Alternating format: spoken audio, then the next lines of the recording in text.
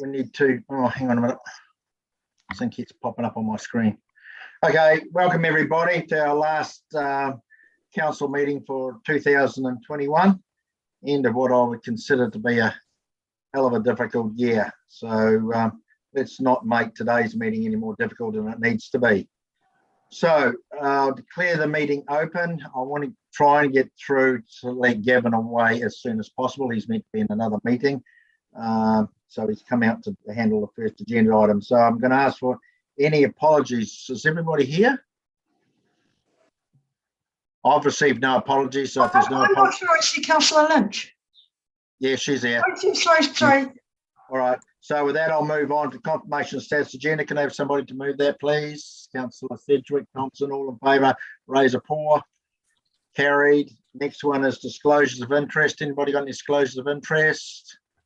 No. All right. First thing we'll kick off is on page 5. There's the confirmation of the minutes from the council minutes from the 1st of November on page 5. Can I have a move for that, Councillor please? Smith has a question. All right, Councillor Smith. Alan, you're breaking up considerably. I'm not sure whether others are, excuse me, whether others are noticing that as well, but I'm hearing about every second, third word you're saying. So it must be you, Noel. I'm good here, Councillor Smith. Sorry. Yep, we can all hear it okay. Okay, thank you. I thought it might have been just me turning my head to my other screen that loses it, but I'll say it's probably you, Councillor. So can I have somebody move and second the confirmation of the minutes from the 1st of November, please? Councillor Eyre, Councillor Thompson, all in favour, please raise a paw. Carried. Hang on a minute. Rightio. We'll go first to page 17, the action register. Who's dealing with that?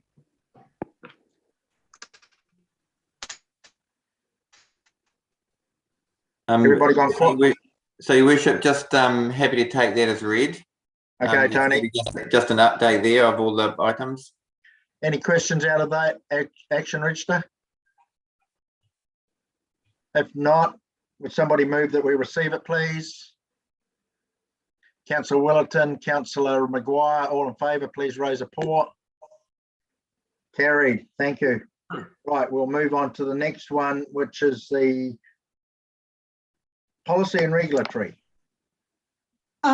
Thank you, Your Worship. There are a couple of recommendations here. The first one being the approval for consultation for the dog control bylaw and policy. Now, on the request of some councillors and reflecting the view of the public, I would like to move an amendment to this, being that the consultation date be extended to close on Wednesday, the 26th of January, in recognition of the holiday period. And I'm happy to move that. Also, is that because they were barking mad? No, I think it does give people a little bit more time. It's a more fair and reasonable thing. I've been assured by staff that this is entirely doable, and I think where we can enable this, that we should. I also have a couple of questions that I know Councillor Smith wants to. So can I just deal with you first? So you're recommending it with that amendment? I'm recommending it with that amendment. Okay. Councillor second. Oh, seconded by Councillor Patterson. Councillor Smith. Yeah, thank you. 2 questions, just because of the number of inquiries I've had, is why are we doing the review now? I've already had the feedback, and so far as the, and perhaps Councillor Sedgwick could confirm that the review is being done now because the last one 5 years ago was an amalgamation of the 2 districts, the former Franklin and Waikato, and therefore it technically runs for 5 years and we need to review it now. So can you just confirm that that's the case, Councillor Sedgwick? I can confirm that, so Ms O'Gorman might want to as well, but I can confirm that this became a new bylaw, and new bylaws have to be reviewed every 5 years, in the first 5 years. We are now on the end of the 2-year grace period, so there is nothing unusual or surprising about this, except we've gone right to the very end and need to do it. Ms O'Gorman, do you have any other comments? No, that's correct.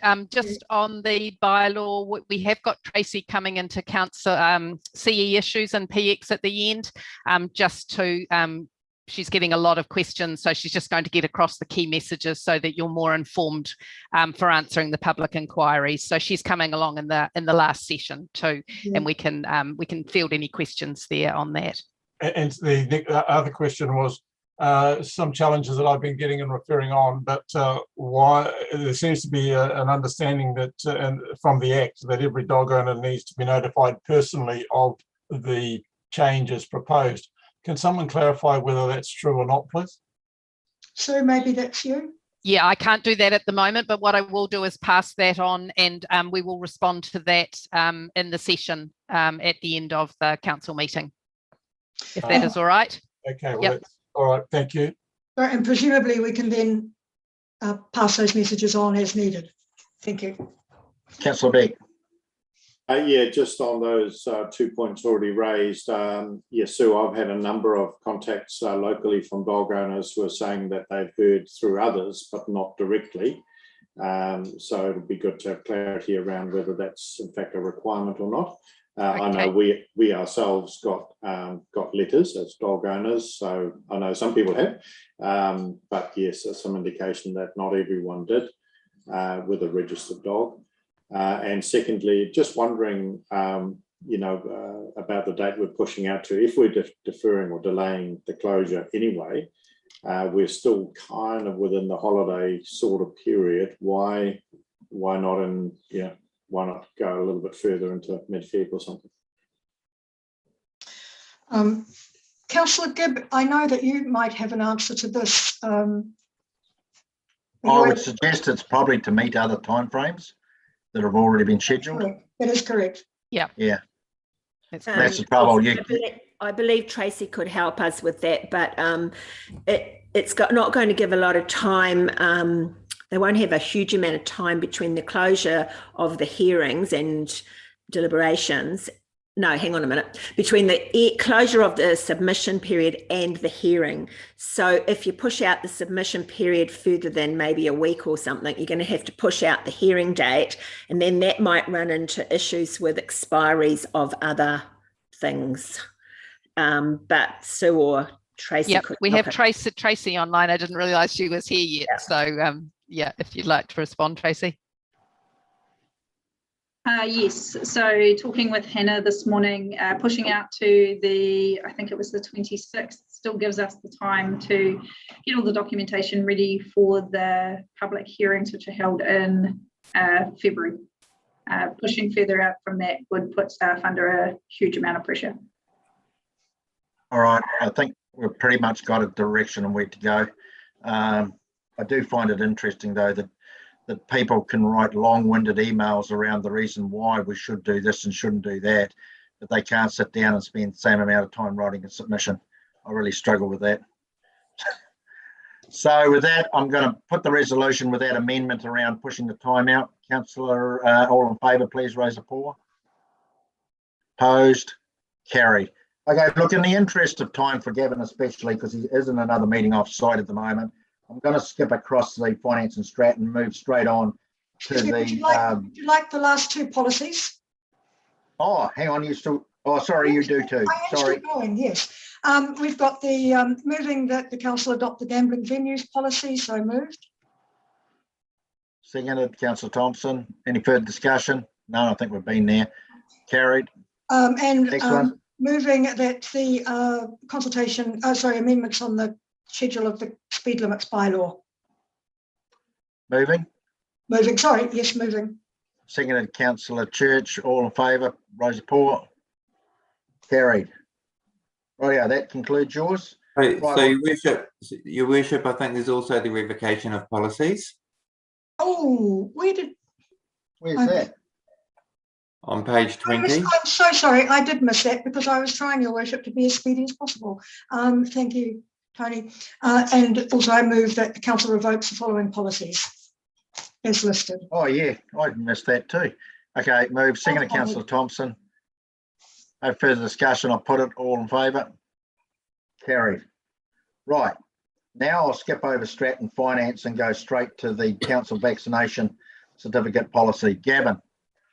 Okay, thanks, Your Worship. So I just want to stress, first of all, this is not a discussion about the staff vaccine policy. We will be announcing to staff tomorrow the decision following the consultation, but that is for tomorrow. So they are separate and distinct from this decision that council is considering today. This decision is about whether council wishes to require vaccine passports on any or all of its facilities. The report has been written following an earlier conversation we had with you as councillors and the direction that was given at that discussion. And it is primarily a discussion around a health and safety issue. There is a legal framework which comes from the COVID protection framework.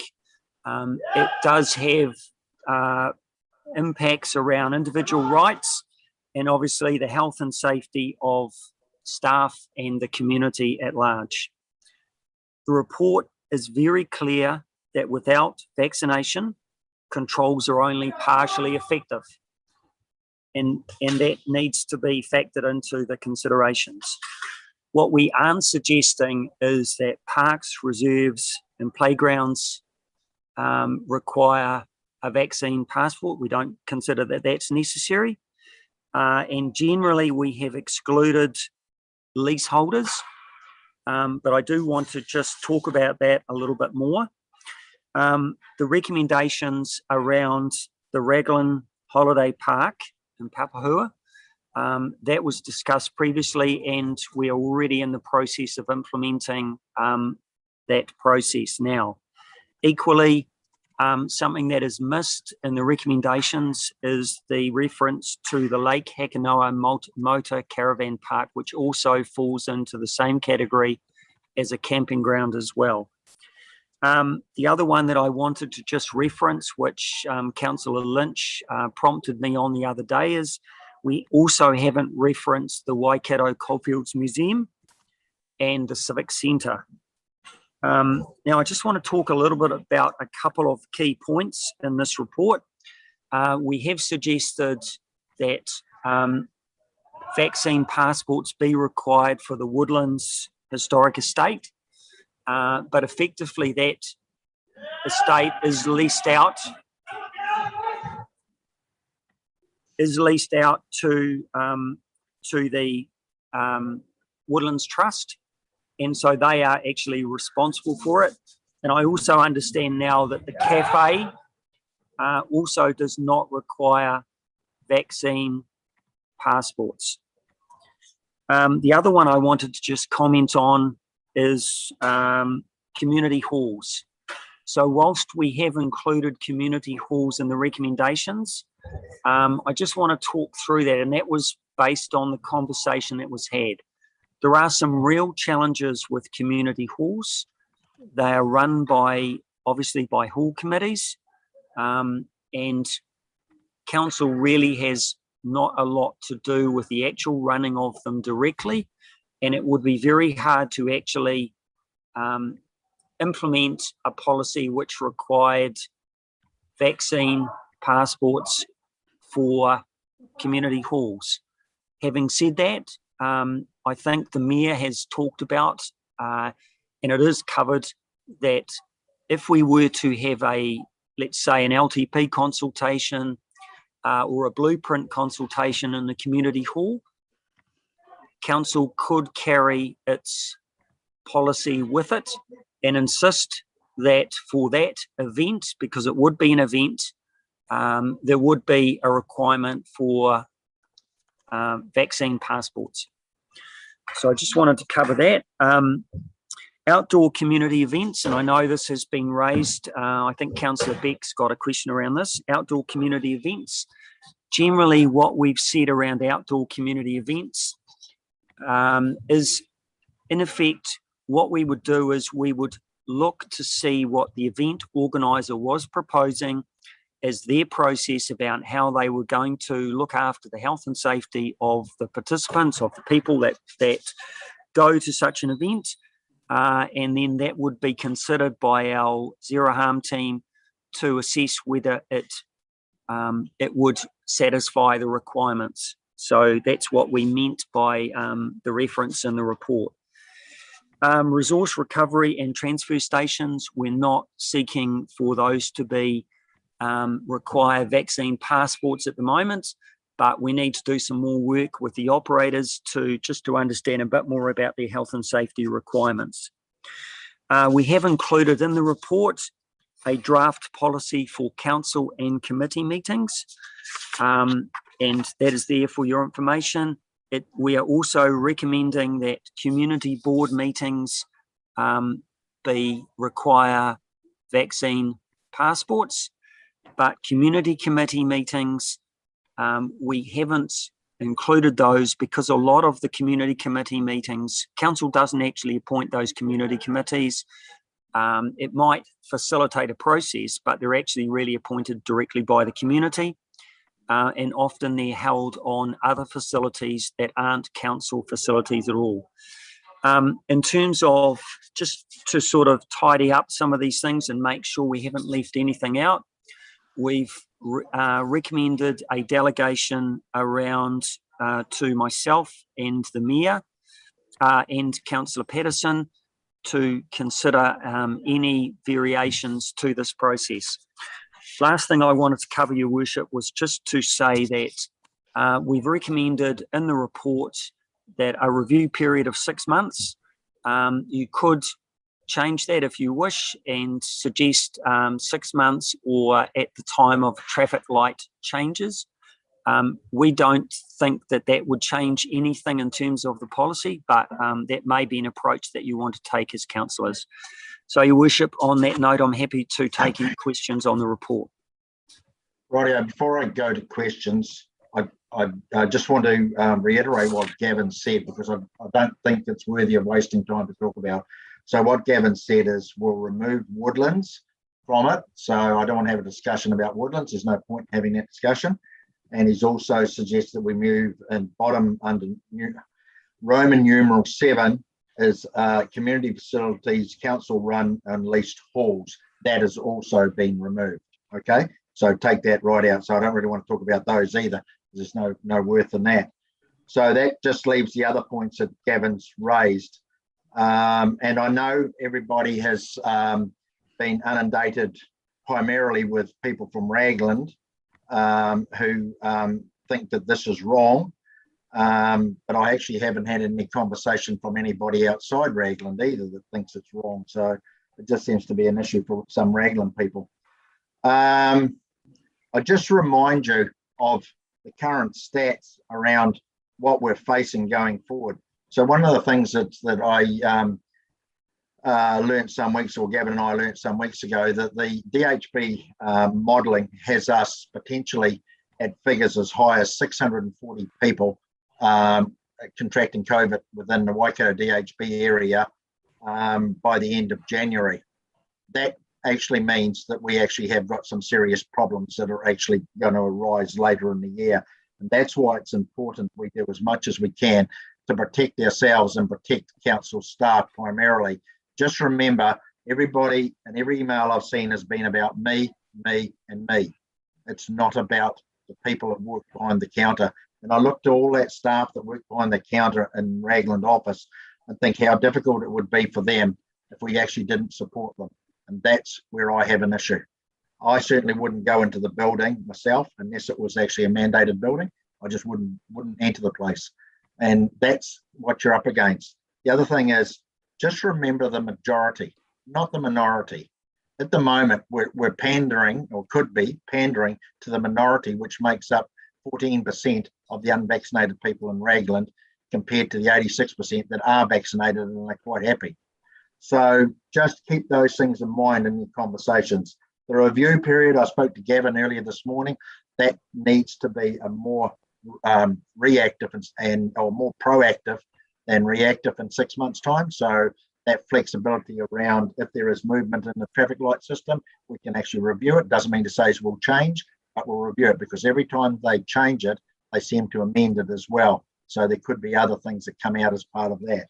So for that, well, my first speaker up is Councillor Sedgwick. So, Councillor.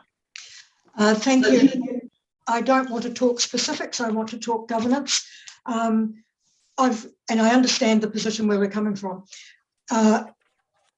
I've got concerns that we are putting front-facing staff into quite a change of role from being community assistants and advisors, such as office staff or library staff or swimming pool staff, where they signed up to do a specific role. So in my view, their role seems to change. If we introduce my vaccine pass as we're suggesting, how would we manage that from a policing perspective? It seems as though we're going to be putting staff in the role of police, which I'm not comfortable about, but I understand where we're trying to go with this.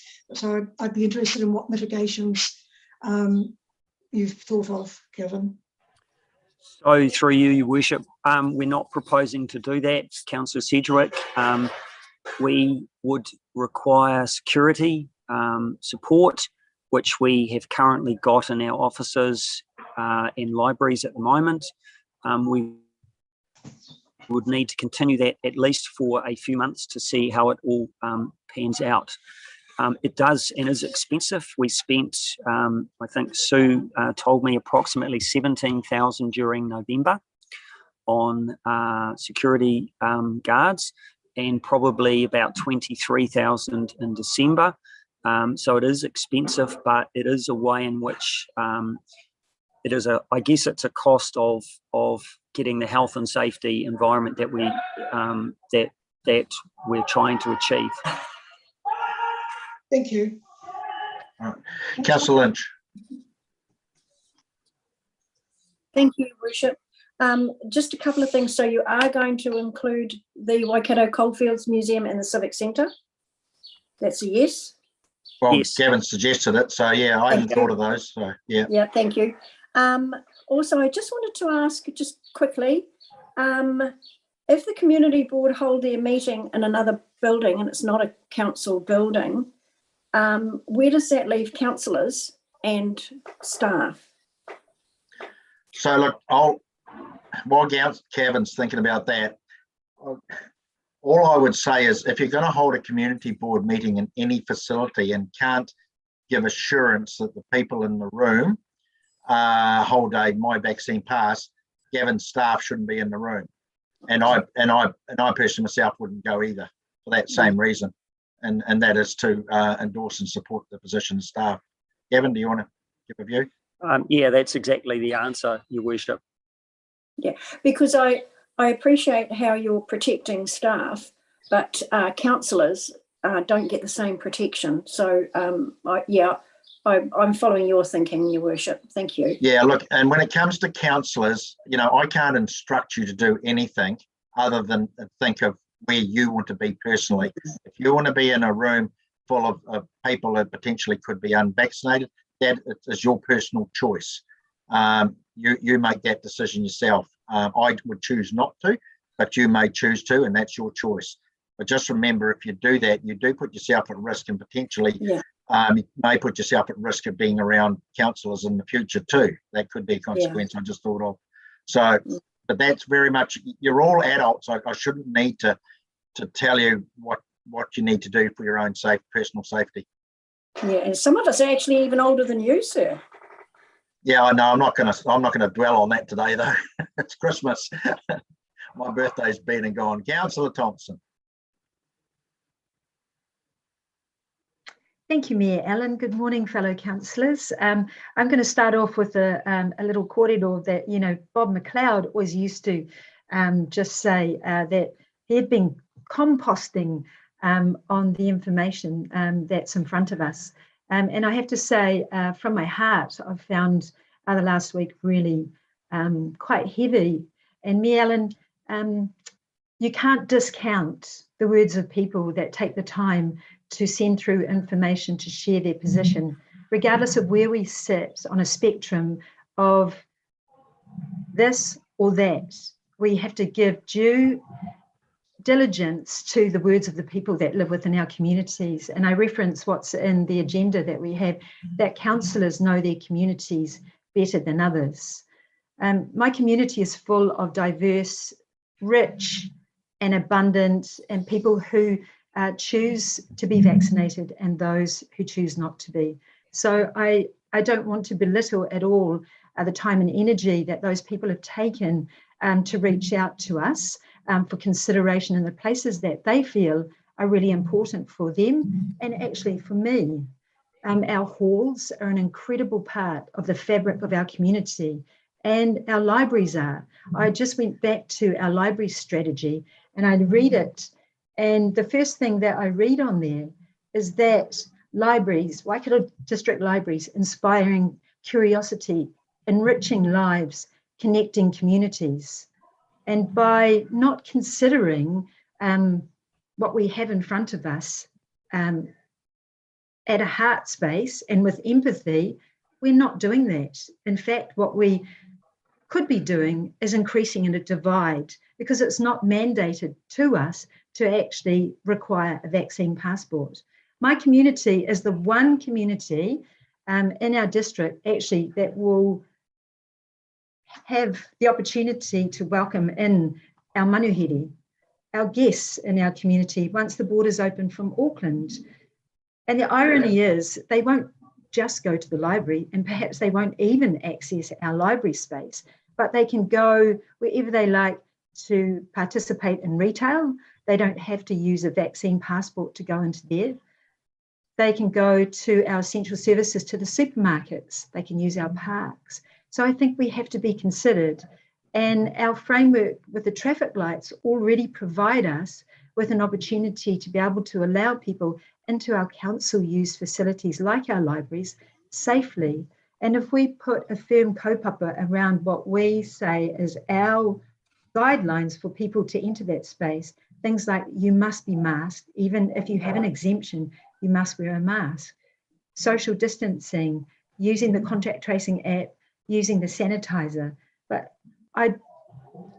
libraries are an integral part of our community, and I think we need to tread carefully on how we enable people to be in those spaces, and particularly people from within our community. And actually, Mayor Allen, it's not just those who are vax-free who are saying that, it's actually people who have been vaccinated as well.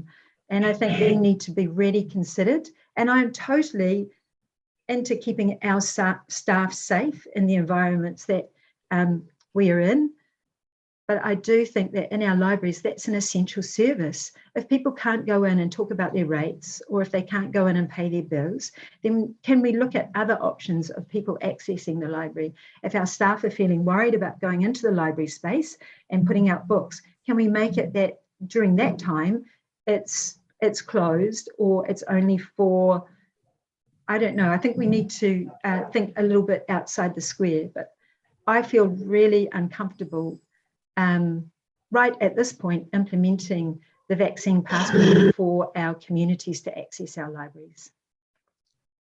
Well, the trouble is, Councillor, it's not only a library, it's an office as well. And I think my primary role as Gavin is to actually look after the staff, you know, and that's where I'm coming from. That's why I said, as councillors, you make your own decisions. You're all old enough to do that yourself. But in actual fact, our primary role is to protect our staff first, second, and third. And if this is what Gavin and his team, through consultation with their staff, want, and I have spoken to some staff who have made it quite clear to me they will not work in customer-facing directions if their facilities are not mandated. So, you know, this is you've got to turn it around and think of their protection. It's no different than having a policeman at the door because somebody's coming with a gun. You've got to actually look after them. And I absolutely acknowledge that, but we're also looking after our communities, who are the people that are daily that are using, who are outside engaging. And, you know, where does our council facility start and finish? It's not just through the front door. If I look at the Raglan Library, it's a place for congregation anyway. It's Wi-Fi activated. It's where the kids hang out. It's where people meet. It's the bus stop. So within meters of the entry into our library space, where the guard is standing, checking as people go in, it's meters apart from going into there. So where does our council space facility start and where does it end? So we have to consider that as well. Do we start fencing it off from the footpath in? Because we've created that space that's welcoming. And if we look holistically, it's not just about the well-being of our staff. Of course, that's integral, but it's about the well-being of our connected communities. And we're not taking that into consideration either. When we're asking people to be considered, to be respectful, wear your mask, sanitize, socially distance, and provide that opportunity for our community to be able to utilize that space. So it's not just one size, it's about our communities. And we might as well put to sleep our thriving, connected, livable communities if all we're going to think of is from one lens. If all we're going to think of and not considering equity of access to resources, if we're looking at vulnerable, who are Māori families who live close together, and one activity they can do that's free is come into our libraries to access a world that they wouldn't normally have. I see that, you know, there's an option of the click and collect or the ebooks. Well, I can tell you from my experience at Raglan Area School, loads of our whānau can't even get Wi-Fi access. So we're cutting off that opportunity for education. I just think that we need to be really considered. Okay, I'm going to go to Gavin now, because Gavin probably wants to reply to some of that. Yeah, look, and appreciate what Councillor Thompson's saying, Your Worship. There's just two things I wanted to cover. What you haven't heard from are the people that would come into the library if it was required vaccine passports, but won't come in if it doesn't. So I think that's another part of the community as well that you need to be considering too. Lastly, I just wanted to also reference Council has a risk appetite around health and safety. Your risk appetite, and we had a lot of debate around this as to whether it was zero or it was very low. I understood in the end, we basically recommended it was very low because we didn't believe that we could guarantee there was no risk to anyone. But your risk appetite around health and safety is very low. And that, I guess, is how this paper has been written, to reflect the conversations that I had with you as councillors, but also to reflect that very low health and safety risk. So I'll just leave it there, Your Worship. Thanks, Kevin. Councillor Patterson. Yeah, thank you, Mary Ellen. Just before I start, when you were summing up, Mary Ellen, you'd mentioned some of the bits and pieces. Did you mention something about pools? Was it removed or not, or nothing was mentioned about pools? No, I didn't say anything about pools. Okay, no, that's fine. I didn't quite hear properly. So just in regarding to swimming pools, and a huge majority of these people that will use swimming pools will be under 12. So they'll be unvaccinated, they've been in schools where they can be attending schools, etc. And then we're requiring vaccination passes for people over the age of 12. I don't see what that is really going to achieve when you could have 10 adults in there that are vaccinated with passes, but you've got 50 kids in there running around that are unvaccinated. So, I think there's a bit of confusion on how that works. We're also getting onto libraries. So I sympathise for Councillor Thompson. I have had similar feedback as well and concerns. But it's more about we're not privy to what the staff survey is and what the staff have said. So that there is where we're assuming that what you're telling us is to be correct, and that they do not wish to work in a place that doesn't have vaccine passes. But I struggle in a way, and that's with all of us in general, is that we all can go to the supermarket. We can, before work, during work, after work, go to the supermarkets. We go to the bases, we go to medical places that don't have these vaccine passes in place. So I struggle to see how we're really going to protect them and how they could come back onto us if somebody gets COVID. How can we, it's a medical situation. It's not an accident. It's a zero harm there. I support that. So I do struggle a little bit. I totally get what we're trying to do here. I just don't know if it's going to be that effective really when the rest of the world we're living in and working in doesn't require the same situation. So it's just more of a comment. And yeah, so I struggle to understand how the swimming pools, etc., having a vaccine pass is going to make any difference. Thank you. Probably, from my view, the likes of the Ngaruahia pool and Tuakau, which are open air, I probably have some sympathy. Huntly could be totally different, considering it's a warm hatchery in there, I would say. Even in the summer months with a heated pool, it's a very warm environment. I would say it is a classic incubator in that place. So yeah, I don't know. I'll let Gavin have a think about that. So Your Worship, if I talk about Huntly, so Huntly has a gym. So already there is a requirement for people going to the gym to have a vaccine passport. All right. So what we're saying is, in our view, in terms of swimming pools, we do believe that that you do need to have vaccine passports. Appreciate that Ngaruahia and Tuakau are open air, but we still believe that you should, in that sort of an environment where there can be close contact, that you should, in changing sheds and various things like that, that you should have vaccine passports. In terms of Councillor Patterson's comments around supermarkets, etc., the government has mandated that vaccine passports cannot be required for all the facilities that you referenced. They haven't done that in this case. In terms of, they've said it's up to you effectively to make that decision, and it's up to me to make it in respect of areas which are outside the public arena. So the back of our offices, the back of our libraries, all those sorts of places, that it's up to me to make that decision. Okay. So yeah, so just referring back to the swimming pools, you know, the Ngaruahia Community Board, and I think the Tuakau, with the same thing with the board up there with the Tuakau pools, but the Ngaruahia pool, the community board have worked very hard in the last few years to subsidise those fees and that, and that was around safety of the kids and not jumping off the bridge and swimming in the river. So we worked really hard to try and encourage these communities and these people that can't quite afford to use those facilities and help subsidise that. That's all around safety as well. And now we're sort of putting up another barrier for them. So, you know, it's going to be very tough for our community, and you know, I could see the pools being rather empty, and that is a real shame. Councillor Smith. Thank you. I support this on the basis of it's a health and safety and scientific medical issue. It's not an emotional issue.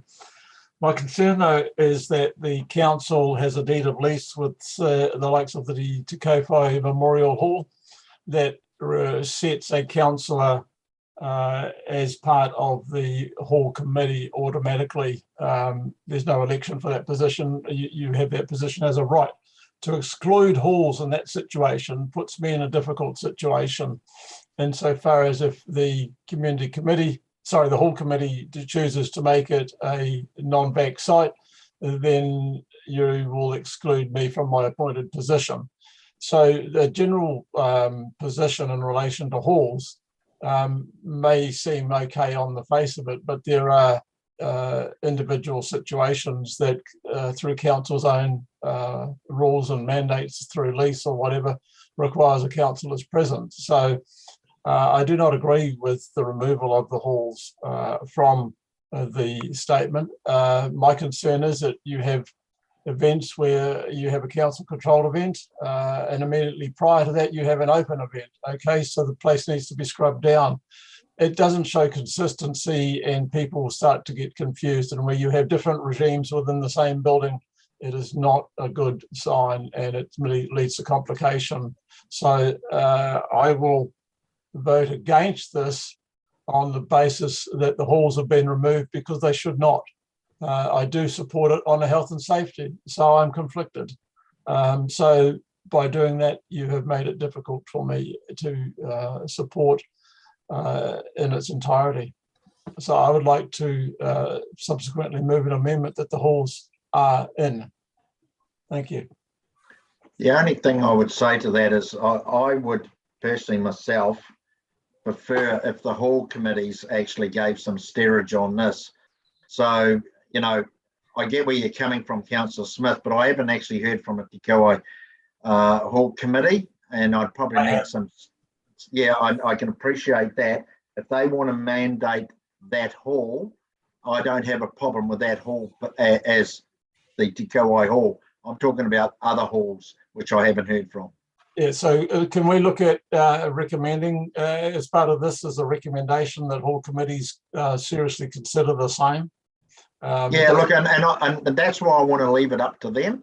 They may choose not to. That's why I said it is effectively up to how they want to run it. I don't want to cut across them. If you're telling me that the Kauai Hall Committee want to mandate their site, I would be personally happy to have that included in the recommendation, if that's what you're telling me is right. Well, yeah, they're not meeting until next week. So to finalise their position, they were looking to council to actually make it easy for them. So I don't want to preempt if we're not going to include them, that will leave it open. So I don't want to include them without them having passed the resolution.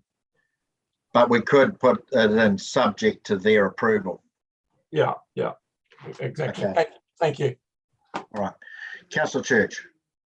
Thank you, Your Worship. So a couple of things. Really want to speak mainly on halls and the swimming pools, of course. But Councillor Thompson, I appreciate your feedback from the Raglan community. And I think there is, at the moment, how I see it is that we've got an invisible, unseen enemy. It's like a war against a pandemic. And there's unfortunately consequences for all of us and all of our businesses and all of our people to varying degrees. And I guess it's as best that we can as communities to mitigate and support and try and find solutions to get around some of the things that do affect our communities, like what spaces we can use and what not. So I appreciated what you're saying. I think that what you're saying really affects all of our communities to varying degrees, not just Raglan, visitors, etc., or people being disadvantaged in particular ways. So yeah, it's complex, as everyone says. On halls, I think that we don't want to mandate them. I'd like to hear from them. I think we've got enough contact information for halls, and particularly with the help of councillors for all of our hall committees to get some feedback before the end of January as to whether they can also then have their digital meetings and come back into mandate. I think we'd like to support them with perhaps as part of our amendment that they consider it within the next 6 weeks, and that we support them with that, with information, so they can make a decision. I think that would be helpful in our resolution in some way, so that we're not saying you have to, but they would like to actually have feedback from them by the end of January, so they're actually well aware of our halls, so we can then be clear when people are using halls where everyone falls. And it is, so some of our halls also, like we've mentioned with the Huntley halls, there's memorial halls like Tuakau Memorial Hall, which is managed by council. So I assume that they also would be the ones that are managed by council, are actually on that list of mandated in that same way, Gavin. So there's just one example that I know of, but I'm sure there might be others in the district. I'm not sure about the Ngārawa here, for example. Just coming back to swimming pools, I think, you're right, Councillor Peterson, around the exterior of the halls, the swimming pools. But when I see the Tuakau pools as an example, I think of it, you're right, there's lots of high use by the youth, and like the Tuakau Youth Centre use it almost every day. But it's like an environment that we want to make as safe as possible for the children who are not vaccinated. And that is years 12 and under, mainly primary and intermediate school.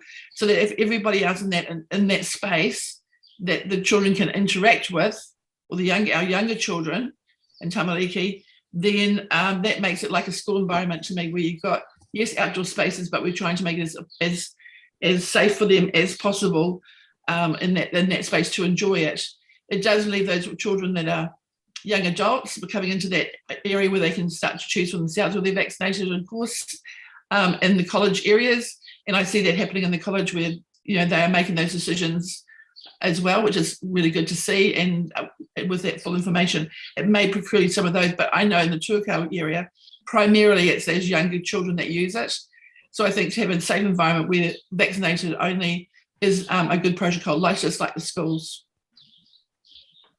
All right, that's good. I'm just actually looking in relation to just numbers in relation to pools and the traffic light system.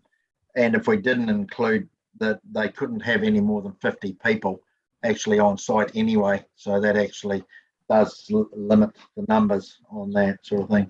Except for Huntly is different because it's got a gym that opens up the pool. And of course, just on that, Belgravia are doing that through the Auckland Council swimming pools too. So if we're going to try and have consistency around that's a consideration. I'm not sure what Hamilton or Waipa are doing, but I know that Belgravia are doing that protocol, is my understanding, in the Auckland pools.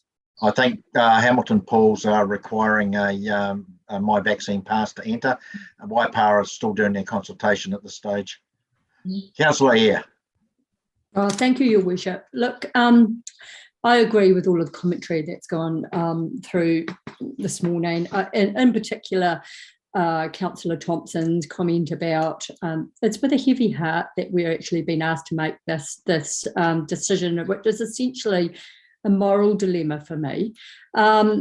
What I understand its necessity to protect our staff, without a doubt. I appreciate the way forward that's been proposed, but I don't want to see this implemented, if it is passed today, for any longer period than is what is essentially necessary. You know, Mayor Allen, you made a comment about bringing forward a review date. What's that going to look like? It's proposed 6 months. I would actually like to see us review this when we come back in New Year. We don't know what's going to take place over that Christmas period. Can we bring it back to the table for review January when we come back? Look, I wouldn't do it in January because I think the statistics that I've got actually have it getting a lot worse in January. So I think it's probably something when we come back in February we can look at. I think it's a watching brief at the moment, and that's why I think there's probably, as I said to Gavin earlier this morning, you know, and I said in an email I sent out to you all last night that it's something that probably we need to be able to be nimble enough to review it within that 6 month period based on a changing landscape. And that's a bit we don't understand at the moment, because all I've got is what the modeling's telling us. Whether that's right or not, I have no idea. Only time will tell us that. I would suspect it's more than likely going to be right or close to right.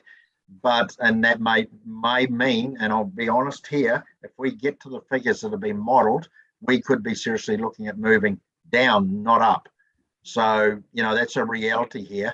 But I think I agree with you. I think the review period needs to be, and it's got a recommendation here for myself, Chair of Infrastructure, and Gavin, to actually be able to look at this and do something with it if changes are required on the hop effectively. And I think that's probably, if that was during the holiday period, if it was outside the holiday period, I'd definitely bring it back to council and do it and have a discussion. Not to say we wouldn't put together a fast Zoom to have a discussion either, but I just think, we need to be nimble, and I think that's always my intention. I don't want to do this any longer than I have to. I realise the impact it does have on some people, good, bad, or whatever, but we must be nimble enough to move fast enough too. So in light of that, I would actually support, provided the review is brought forward as early as possible in the new year. Yeah. All right. Councillor Willerton. Yeah, thank you. I support Councillor Thompson and what Councillor Patterson was saying as well. And we haven't had a lot of talk about children under 12 and what implications that have, because they're not vaccinated and obviously can't get a pass. And so I'd like to hear a little bit about that, whether they're allowed into buildings or how they're impacted with, because parents might send their child in instead, or all sorts of things. It's something that's divisive, and I don't like things that are divisive. It goes against, like it's religion, race, sex. You can go on and on. And I know some will say it's not like that, but it is, because people are doing this for reasons. A lot of people are just doing it because it's a thing to do. It's cool. And a lot of people have gone out, researched it, and have got valid reasons and are awaiting till they can get a vaccine that they prefer. So we need to take that into consideration as well. I'm not a supporter of what's proposed, and I'll keep it short, otherwise I'll get myself in trouble. Thank you. That's good advice you gave yourself. So, Your Worship, in terms of children 12 and under, obviously we're not going to restrict them coming into facilities because they are not covered under this. Effectively, you're not covered under this policy until obviously there is the availability of vaccination for children 5 to 12, which we know is coming at some stage. I was hoping somebody was going to say that because that was right, was on the edge of my tongue. It doesn't affect those kids at the end of the day, and it's not likely to for some considerable time if it ever does. Councillor Beck. Yes, thank you, and I apologise in advance. I've got 4 points. I do want to start off by acknowledging Lisa. Those are really heartfelt words, and I feel for you on behalf of giving a voice to your community. And also acknowledge the wisdom of Chris's words and advice to himself. Well done, Chris. So my 4 points. First of all, Gavin, something you said just earlier actually clicked for me, which is the lens through which you've looked at this to get to where you are. And that is the guidance that we have given as governors around zero harm and a very low risk appetite in that health and safety space. So that actually was a bit of a revelation for me in thinking it through that lens. And I know yourself and Lynn, in looking at this, have probably arrived at a reasonable conclusion when looking through that lens. And I think Councillor Thompson made that point earlier, as did Councillor Patterson. In other words, we've got, you identify a risk. What are the possible consequences? It's death. Is that likely? Yes, it is, 4 or 5% perhaps, or at least 1 or 2. So therefore you act accordingly with a very low risk appetite. The problem with that route is that this is not purely a workplace issue. This is a global pandemic. And I guess I make the point that in 1918, the Spanish flu for 2 years ravaged the world, and 500 odd million people got infected, perhaps as many as 10% died, 50 million people. The SARS virus in 2009, 90 years later, is the same virus. It's influenza A, H1N1. These things don't go away. And we can't, by doing what we're doing, or even going more cautious still, we cannot protect our staff from being infected because they don't live in a council bubble. They go home, they go to the supermarket, they go around our general society, and this thing is not only everywhere, it's going to stay everywhere. 100 years from now, we might have a re-emergence of COVID-19, just as H1N1 came back 100 years later. I mean, we cannot treat this in isolation, and I think that's where we've gone a bit wrong. We've gone a bit too cautious, but that in a sense is a fault of the governors as well. I understand the lens that you looked at this through, and we set that lens, we as elected members, so I get that. And perhaps we should have had a conversation about what a pandemic context is, as opposed to the normal workplace hazards that I think we were talking about when we had that conversation. So that's my first point, and I guess I'll pause there and invite comment. Gavin? So, Your Worship, I'm not really sure what Councillor Beck is asking me to respond to. In our view, this primarily is a health and safety issue, not just for staff, and people keep referring to that, but also for the community. Vaccinated people in the community, vulnerable people in the community. It's about protecting all those people. So that's fundamentally the way that we've approached it. So yeah. All right. Well, it's not a big philosophical debate we can have at this point anyway, I guess. But if I put it perhaps more succinctly, I think we've overreached in trying to protect the whole community through our policies in response to a pandemic, as opposed to the normal workplace hazards and issues we talk about. That's succinctly my point. I'll move on to my second point, which is that, Your Worship, you partly addressed this in talking about the way in which, or the triggers for a review. And my concern, as I enunciated through an email in the weekend, is I fear this policy recommendation is colourblind to the traffic light system. It appears to have been well crafted in response to an orange setting, but it doesn't seem to be nimble enough, other than the generic provision of we'll review it when circumstances dictate, to a shift to green. Now, I don't know when that green might be. It might be outside of 6 months, but I just think some of these, I'm already concerned that we've gone a bit too cautious. As I said in my previous point, we'd definitely be too cautious if we're in a green setting, and then we're slow to respond to change our policies around access to facilities. So I'm just wondering why we didn't have a more stronger link to the traffic light system, Gavin, and possibly even this will happen under this scenario, this will happen under that scenario, as the government itself is laying out under the life under green, life under orange, etc., on the COVID site. Some of the examples of which they give include council facilities. So, okay, I'm happy to respond to that, Your Worship. So the government is laying out general rules around orange,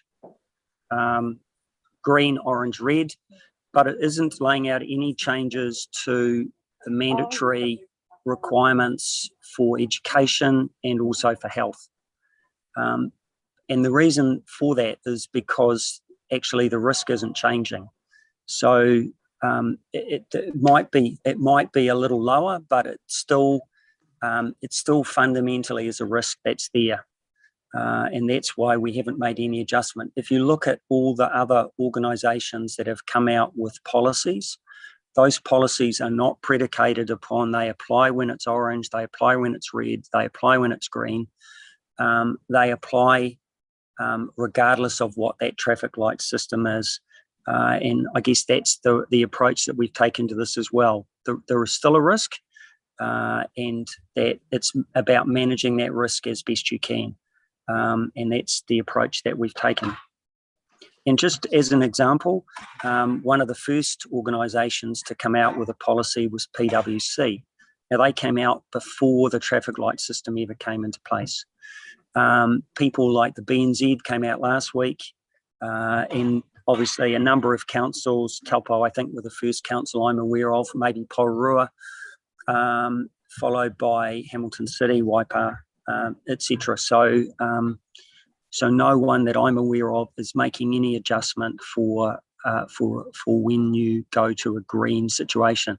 What this policy provides for is for a review within 6 months, or and as we talked before, if the council wants to, then we can consider it again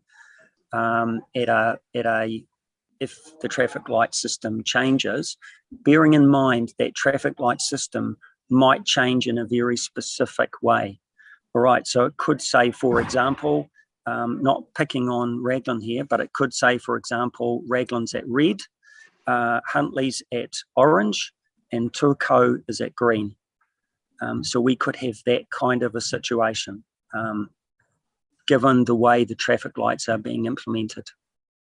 So just to cover off that, the traffic light system is predicated on availability of medical services in hospitals and ICU beds. So Gavin's right, it doesn't actually talk about the risk, minimal, less risk in the community. It just talks about availability of being able to deal with that risk.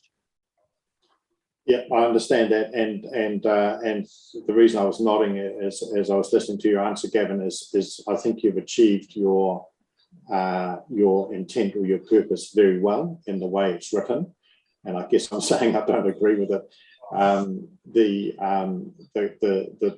The points you've heard raised by other councillors would be so much further amplified. The noise from our community would be so much further amplified if under green, for example, we say the risk is actually the same.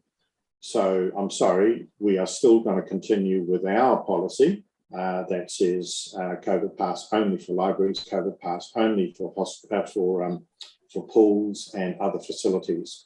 We will be very seriously out of step with where I judge our community feedback to be, and where I am personally. Actually, I had a thought in my mind that by the time that bearing all the factors in mind, including, as Miranda says, capacity in our health system, we're green, we're going to get to as close as normal a life as we can, acknowledging that COVID will be here for the next 100 years or longer in the community anyway. But if we're going to say, as long as it's there, we're going to stick with our processes, I think we're out of step with what our community expects. And that's why I've suggested a review earlier than the 6 months. Yeah, because I actually honestly think that by the end of summer, being when I say end of summer, end of the holiday period, beginning of January, we'll know a lot more around what some of the effects will be. I think, and at the moment, it's very, very cautious. And this afternoon at 4 o'clock, I'm expecting a conservative and cautious approach, knowing that we don't quite know what the consequences of Auckland being let loose. The one thing I do know to people in Auckland I know is they can't get out of town fast enough. And I was talking to one yesterday, and I was talking to a brother-in-law from Kerikeri yesterday that got out of jail too. And as he said, we're coming, and we're coming in big numbers. So I don't know how that will impact. It would maybe minimal, but I think hot spots like the beach places, Raglan, Whangamata, Whitianga, all those sort of Coromandel, all those places have got potential to be great incubators for problems that we'll live with for quite a while. And I just think it's a time to be very, very cautious until we understand what that means. I'm hoping that all of the modelling and that I've seen is wrong. I'd be really happy if that was wrong, but I just have a sneak feeling it's not going to be wrong. Yeah. Okay. Counts. Sorry. There you go. Yes. Point 3 is very quick. Just to say, I support the removal of the halls in that list along with the park. So thank you for that. And my fourth and final, and perhaps Lynn, you might want to respond to this, or Gavin. I still remain a little bit concerned, and Gavin, in your introduction around the zero harm lens or application process for an outdoor event. Your comments were that as long as we satisfy the requirements, then et cetera, you didn't say what the requirements were, and I dare say we don't have them yet. But again, given the cautious approach that we are taking, I'm just concerned that we're going to be introducing additional barriers that are in excess of traffic light settings for outdoor events in particular. So I'm happy to answer that if you like, Gavin. Yep, go Lynn. So yeah, Councillor Beck, so through you, Your Worship, what Gavin alluded to was correct in that when it comes to application and approval of outdoor events, they would be in conjunction with the traffic light. So that's what we're proposing, nothing above that.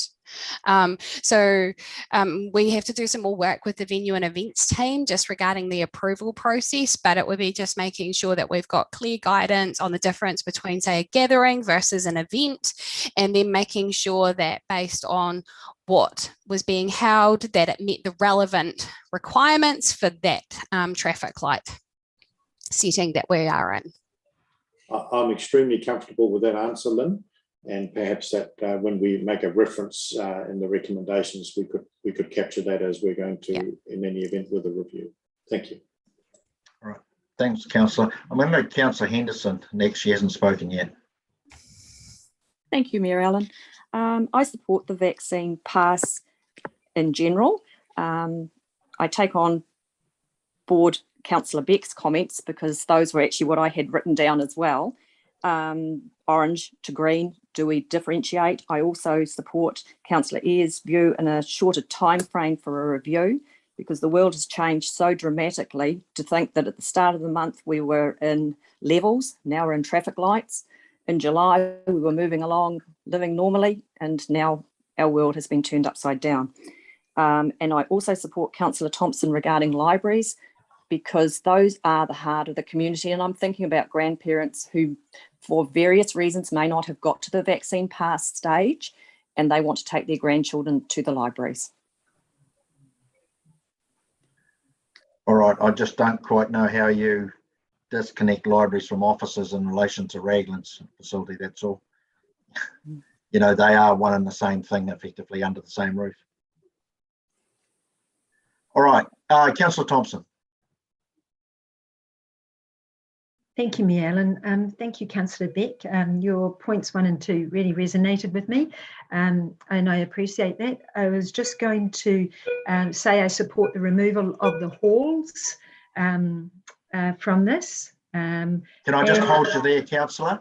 Yeah. So what I'll be recommending, that we remove the halls until such time as they've had a chance to actually do their own consultation, I suppose, in a way. So I'm removing them, but putting in a rider, it's up to them to do it.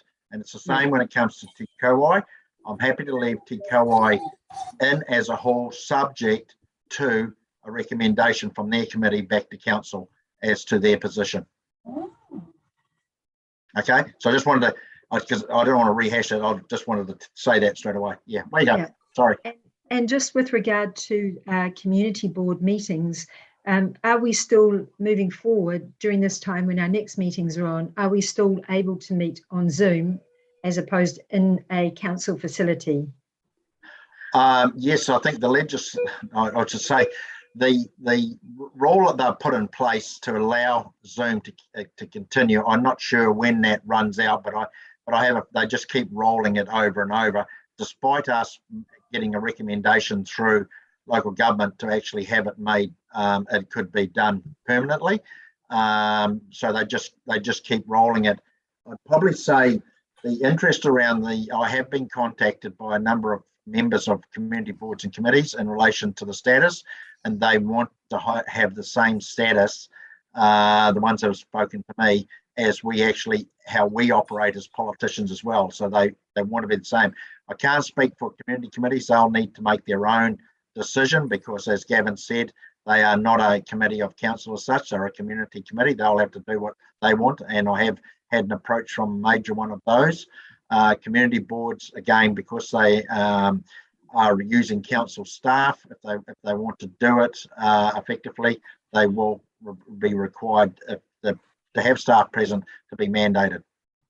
And just another question, when and if we bring in vaccination for 12 to 11-year-olds, will that mean if we did have a vaccination requirement to go into our libraries, would they be included in that if they are not vaccinated?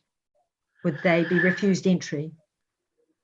I'm not going to answer that because I'm not sure. Does anybody? Let's deal with it when it happens. Yeah, I think that's the answer, Your Worship, and that the policy provides for that anyway. We can review it at that stage. Your Worship, can I also just come back, and I think Galen's going to say this too, 19th of December is the date on which the current allowance for holding virtual meetings runs out. So that needs to be renewed very soon. I would imagine it will be rolled again as it's been rolled all the way through instead of just changing the legislation.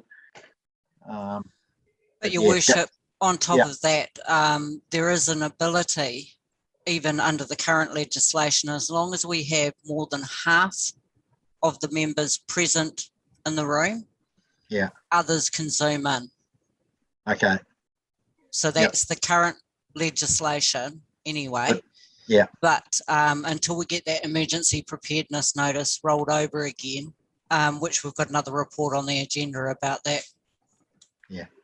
Okay, cool. So that help answer it, Councillor?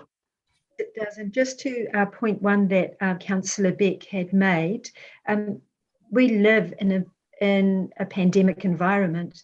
And so when we're looking at this with the lens that it won't be isolated to four walls in our library office or to our office, it will be out in the community.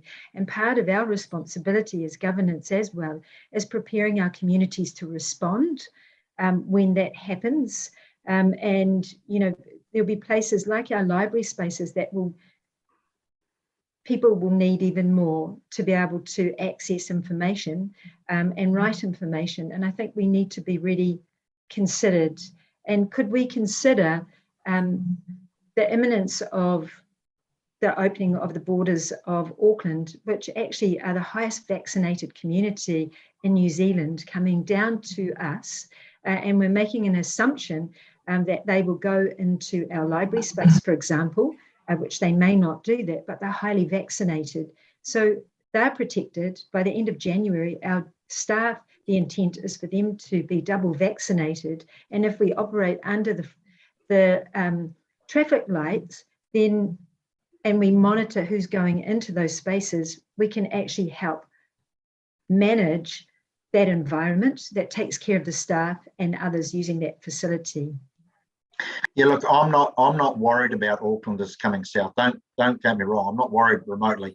I actually welcome. I was, as I said in my email yesterday, I was in a meeting last week with a whole lot of people zooming in from Auckland, and they're looking forward to it. And I welcome them into our Waikato. But the issue is, and they are one of the most highly vaccinated communities in New Zealand.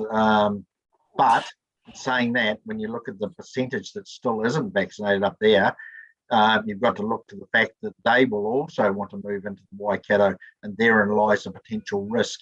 And that's always been our risk, because the Waikato has it because it came out of Auckland. So that's the risk we face every day going forward, and we'll do probably more so through the holiday period. Councillor Church, and you'll be the last speaker for the day. Thank you, Your Worship. Yeah, I agree. I like that idea that we're having this flexibility of looking at the decisions we make today for our policy. I guess that question would be, is that with you and Gavin and Councillor Pedersen to review? Because things will be changing, and we need to be flexible. As we've said, things will change and things we don't know. So is there like a formal thing that you'll just check with each other in a meeting every few weeks? Whatever, how's that going to work?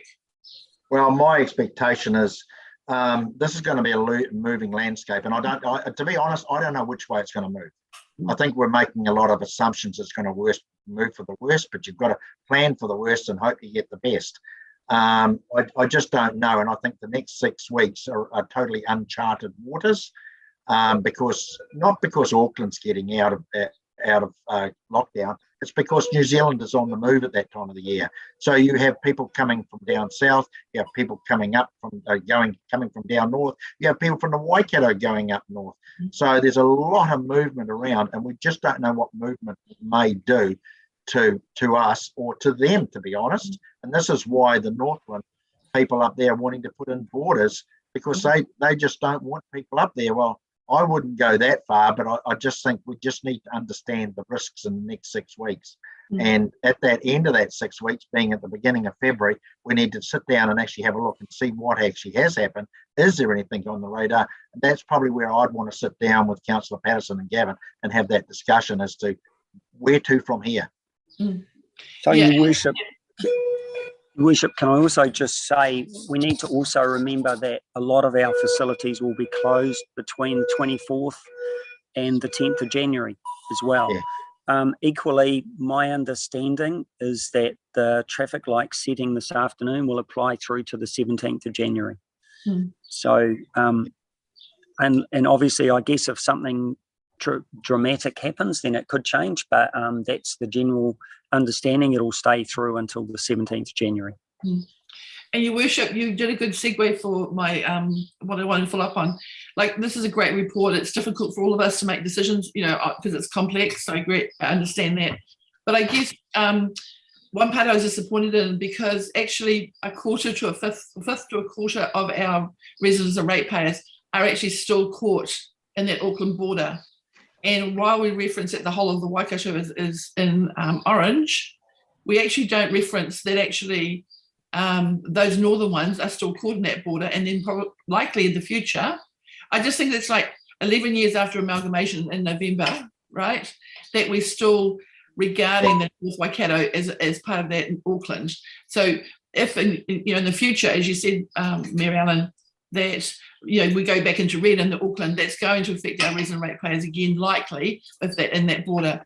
So just in terms of our reporting and the way we speak and just understand the dynamics of this pandemic as we go forward for possibly a long time, can we just kind of like remember that part of our district in terms of where our thinking is? That'd be great. Thank you. Yeah, look, and I have a lot of sympathy because I've got family that live in that cordon, and I caught up with one of them yesterday that managed to get out of it for a memorial service for a lost family member we had 12 months ago yesterday.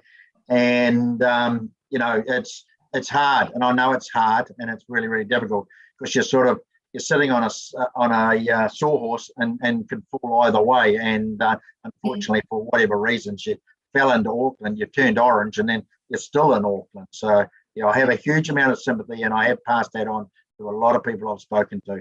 It's just that decisions that are made in Wellington don't necessarily take that sort of thing into consideration. They just look at it purely on what suits the mandate for the council. Councillor Patterson, for the government, I should say. Thank you. Just something for Gavin is just to consider is when we're doing these polls, I'm looking at the polls, Gavin, just how with the pool requirement, how that affects schools that utilise the pools for lessons and events going forward, because as you would be well aware, Gavin, the ability for these kids to be able to learn to swim and have lessons is extremely important in the country that we live in, where we're surrounded by water. So just we need to consider how these will affect them, because most of the kids that use our facilities will be under 12 and won't be required to have a vaccination, but there's a lot of kids that are 13, 14 years of age that fit in that category as well. So I do not want to see at all those kids not having that opportunity.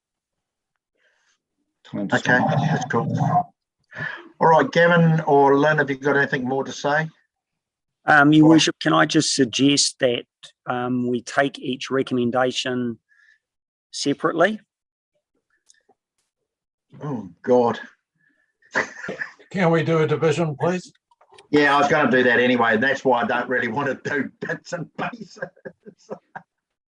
Look, what I'm going to suggest here is, okay, so we've come to an agreement that the halls be actually, if they come to a decision they want their sites mandated, they contact us and they'll be included. And I would suggest that not all halls want to be. And I take on board what Councillor Smith said. If the Kauai Hall come back after their meeting at the end of the week, I'm quite happy to include them as part of it.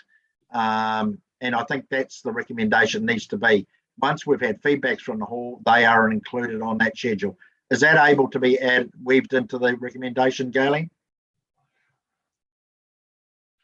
So, Mary Ellen, oh, hang on.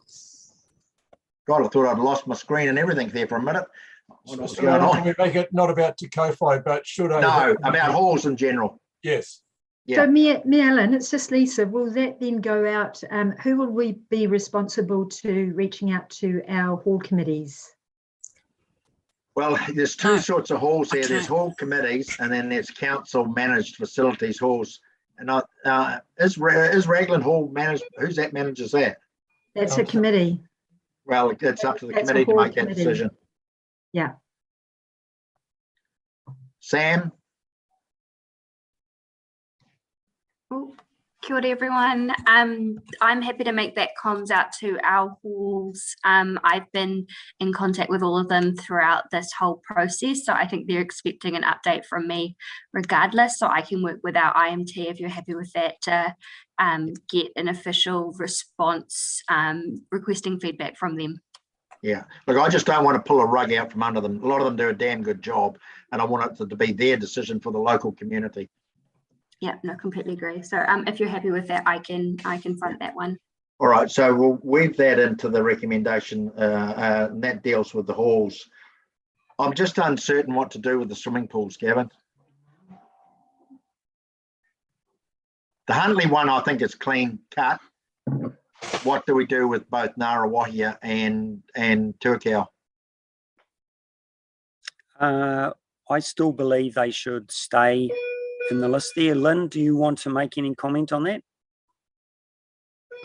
I agree with that comment, Gavin. I think for consistency's sake, that it would be easier for Belgravia to manage and potentially the community as well. if we have a consistent approach across all of the pools. As you said, Huntly, with having the gym in it, has to follow the requirements for a mandate for gyms anyway. That would be my take. Okay, so we'll have to put that one to see where that goes. The other one that's up there, Gavin, is in relation to woodland, so we're taking that out? Yes. Okay, just trying to weasel some of this down. So, and just to explain on that one, so we do employ the gardeners at Woodlands, so they will be subject to the staff policy. Okay, that's fair enough. All right, so basically all that leads is basically the swimming pools, the Raglan Kopua camp, all councils' offices, including front offices, customer services, council chamber and committee rooms, dog pounds, libraries, and we've taken out the halls, as is written here, but added in that the halls are subject to feedback from individual hall committees, and once that's received, they will be added in if they are actually of the mind to support a mandate for that site. Your Worship, just to be absolutely clear, it's Raglan Holiday Park, Papahua. Okay. And also it's Lake Hakanoa Motor Caravan Park. Oh, that was the one I forgot about. Did you get those, Galen? Got them. Okay. Your Worship, the council run halls, because that's a council decision, is it? Like I agree with what you're saying about the halls, that we want feedback from them, but part of that resolution as it stands is the council run halls. So the only, I'm trying to think, it's what's Tuakau Hall? Is that a council run hall? Council runs it, as in terms of all the bookings and all of that, all of those things. But it also, from memory, has the community board as a oversee management. So why don't we let it be their decision and bring it back to us? But is there any other halls that have fallen into that category that are just council? Because you've got the words there, council. Sam, have you got any more? So Ngarawahia is also council run, and then Raglan has a hall committee, but all the bookings are processed through the Raglan Library. Yeah, it's more where they've got their own committee, and never mind the booking and that. It's how they run like that. So I would suggest Raglan make their own, and those that are that, and the ones that don't, like Tuakau, I'd say it goes back to the community board. And I don't think the Huntly is the Huntly community hall committee mandated yet. When I say mandated to operate yet. Yes, I believe so. Oh, well, I'll leave it up to them to make their decision as well. All right. Councillor Lynch. Thank you, Your Worship. I just wanted to quickly mention about the Huntly pools. I have been contacted by a number of young mums who've said they're withdrawing their membership from the pools because Belgravia put out a Facebook page saying that they would not mandate my VAC pass. And from my own observations of being down at the pools regularly with grandchildren, there is quite a strong gang element in the pools. So I completely understand why Belgravia staff don't want to have to enforce my VAC pass, which is quite a quandary for Huntly being under a roof. So yeah, that is a little bit tricky. So if I can just clarify, Your Worship, Belgravia have to enforce passes for anyone that comes in there to go to the gym. What we're saying is that it would also include now anyone coming into that facility. And I believe, Sam, that we've already had that conversation, Sam or Megan, we've already had that conversation with Belgravia. Yes, thank you, Gavin. Through your worship, we have had the conversation, and Belgravia have said that they're happy to impose or manage as we direct them to. Oh, okay. Well, thank you. Okay. Councillor Henderson. Thank you, Mary Ellen. Dog pounds. Just wondering how someone who doesn't have a My Vaccine pass can retrieve their dog if it's been collected. Well, I don't think they should be going into a dog pound anyway. I would imagine the dog's probably brought out to them. It's already managed that way anyway, I believe. Yeah, and that's what I mean. In some cases, So, yeah, they don't let you into jail when you go there to pick somebody up from Spring Hill. You meet them outside. Not that I've met anybody outside, but I'm just saying you don't go in and help them clean their room out. All right. So, Galen, have you got those changes? Can you share your screen? I shall try, but I froze last time. I know you froze last time. Your Worship, there's one last thing we need to agree, and that is a date. We left the date vacant to get your feedback on it. Today. What I suppose what would work for you, Gavin, as a date? So can I check in with Sam and Megan? Would the 20th work? Both of the halls, both of the campgrounds are prepared to start the vaccine mandate from the 20th. So the rest of the facilities, the halls and woodlands and mine, which are taken off the agenda. So the two camps are the only ones that I can speak for. Okay, so can I just check in with Sue then in terms of offices and libraries, Sue? Right. I would say the 20th is fine. We just need, they are working through the click and collect and the various options. I'm not on top of that at the moment, but I think if we go with the 20th, we should be able to achieve that. Yeah. Right, Your Worship, I'm conscious Megan's got her hand up as well. Okay, sorry, Megan. Thank you, Mary Ellen. I only just popped it up. Just one thing to consider in regards to the libraries and the office is to anywhere we need to engage security guards, we'll need to check availability. I know we had to bring in security guards for the Raglan Library last week, Raglan Airfield last week, and we struggled to be able to get the staff to be able to attend. So I'll just need to double check that we can get security guards at our sites, especially if we're going to go back to normal hours.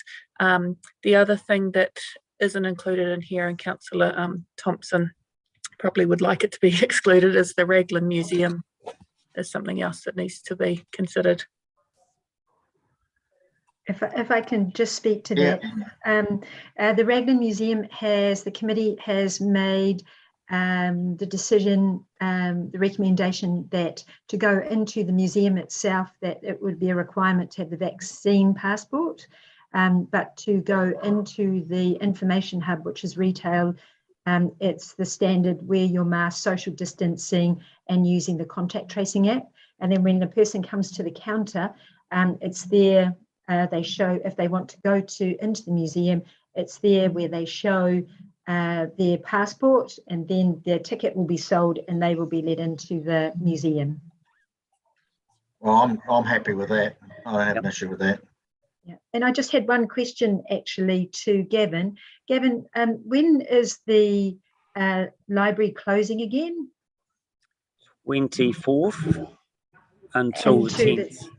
Then why don't we have it, if you were going to put a date, why, if there's not the resources to manage it immediately, why wouldn't you put the start date when they come back for the start of business? So we already have, and I know Megan was making a good observation, but we already have security guards in place at the libraries and at our offices. So it's just making sure, and we were intending that they would continue anyway. So.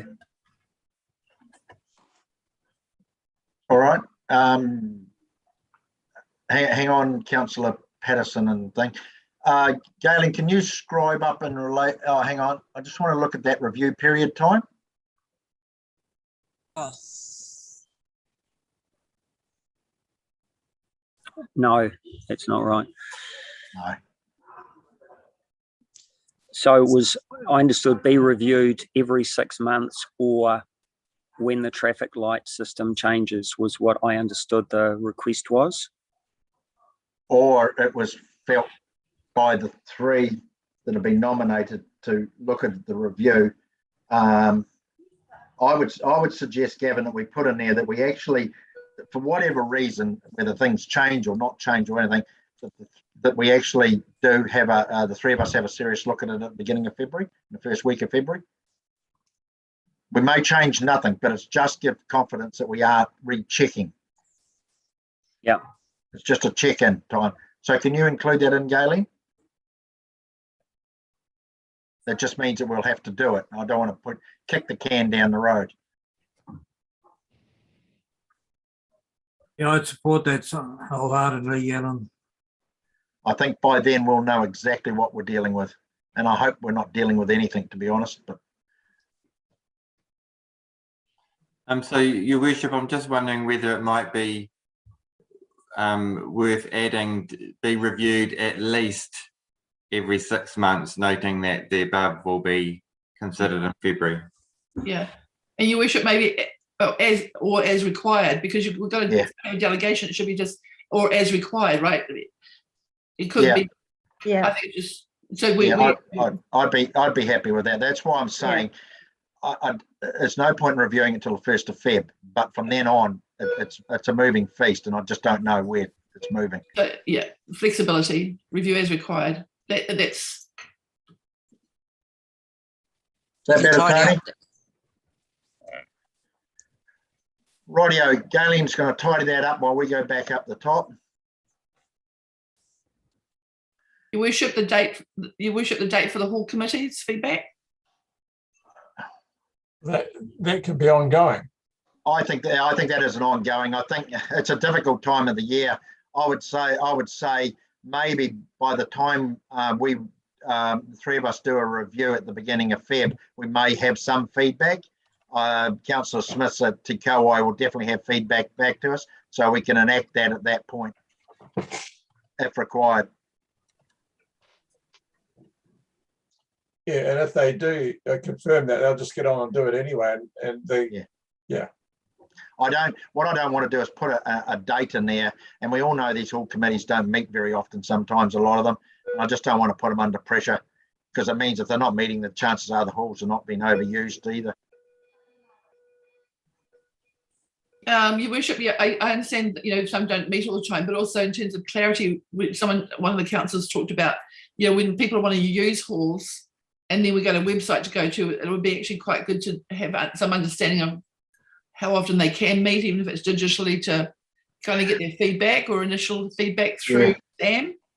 I would think at the moment, look, I would suggest that Sam goes back to the hall committees and ask them to review it as soon as practically possible. She's already touched base with them around what this is coming up today. The only thing is, I don't know how many events we'll be holding in halls anyway, because they have a 50 people limit on them anyway currently under the traffic lights. So they've probably not been, those types of facilities have probably not been overused anyway. Councillor Patterson. Yeah, thank you, Marilyn. Just for Gavin, really, if we're going down this with the pools, then we need to, Megan just mentioned something before about security.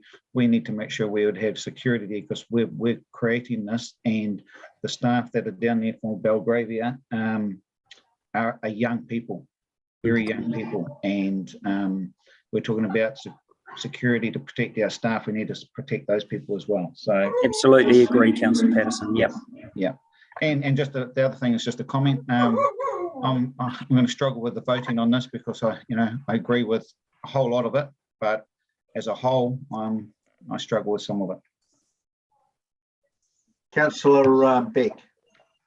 Yeah, thank you. Just picking up on the security aspect of it. I know where there's a spare guard you can have, Gavin. You can pull the one out of Tamahiri. It's must be the cushest job in the district, actually sitting outside that one-person facility. Let's try and do this on a risk-based, needs-based thing rather than a blanket rule, because honestly, that office is safe enough to have a single person manning it, as we've determined, and that's proved effective so far. We've now got two, but one of them is just sitting at the door looking pretty. Anyway.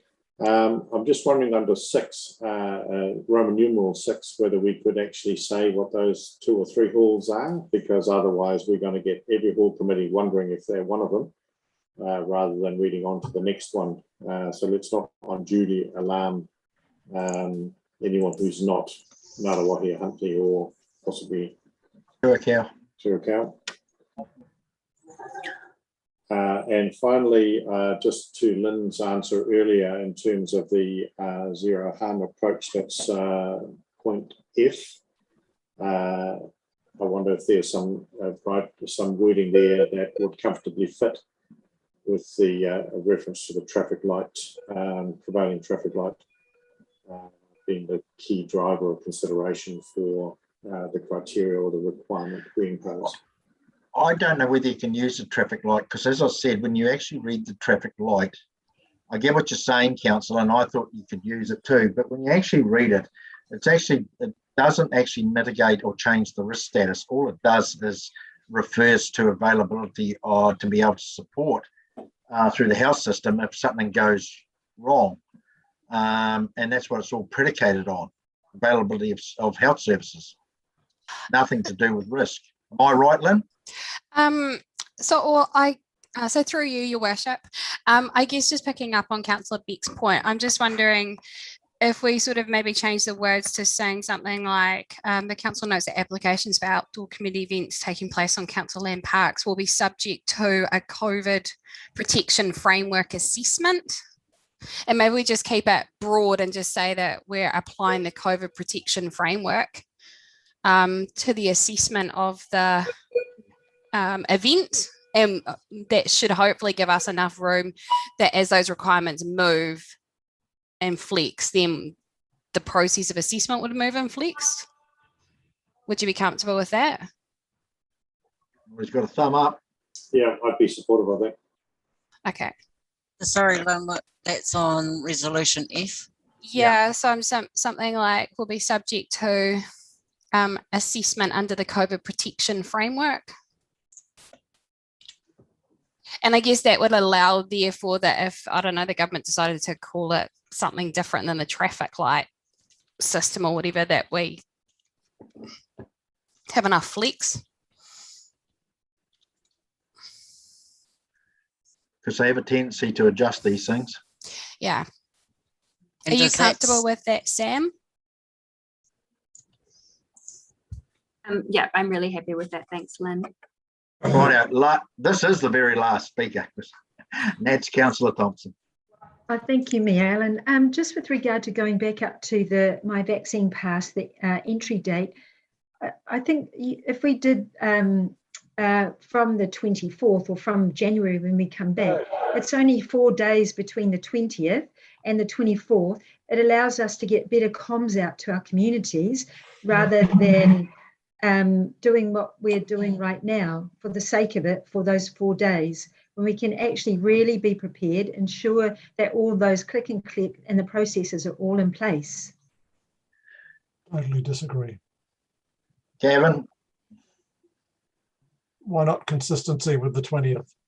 Yeah, I mean, my feeling is we should go with the 20th. Be better to get it in place this year and have it in place. We can get the comms out fairly quickly. I think the fact we're actually Gavin and the team are geared up for the 20th. You've got to start somewhere.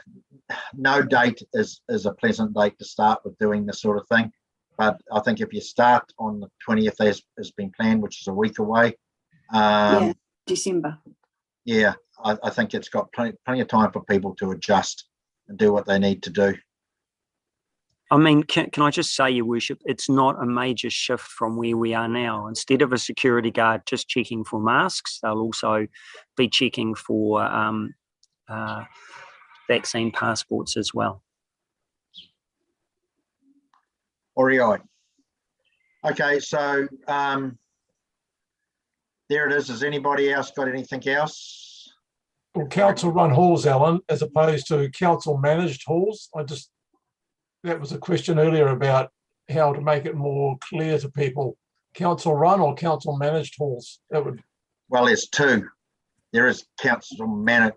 It depends on what you mean. When Sam talks about managed, it means they do the bookings, they look after bits and pieces. the only ones I think that are probably managed more are those ones like Ngarawahia, Tuakau, who are actually community board sort of have oversight with them as well.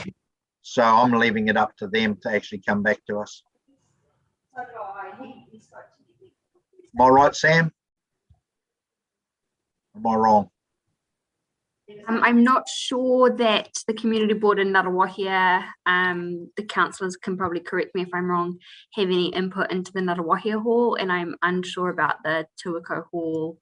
As far as I'm aware, it's run through our Tuakau staff as well, the same as Ngarawahia, but I can touch base to work with them through that if you'd like. Great, Sam.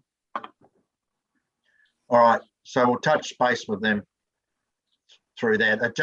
If we're letting the other hall committees, at least we can let the community boards have a say in relation to how they manage the halls. Rightio, everybody, there it is up there.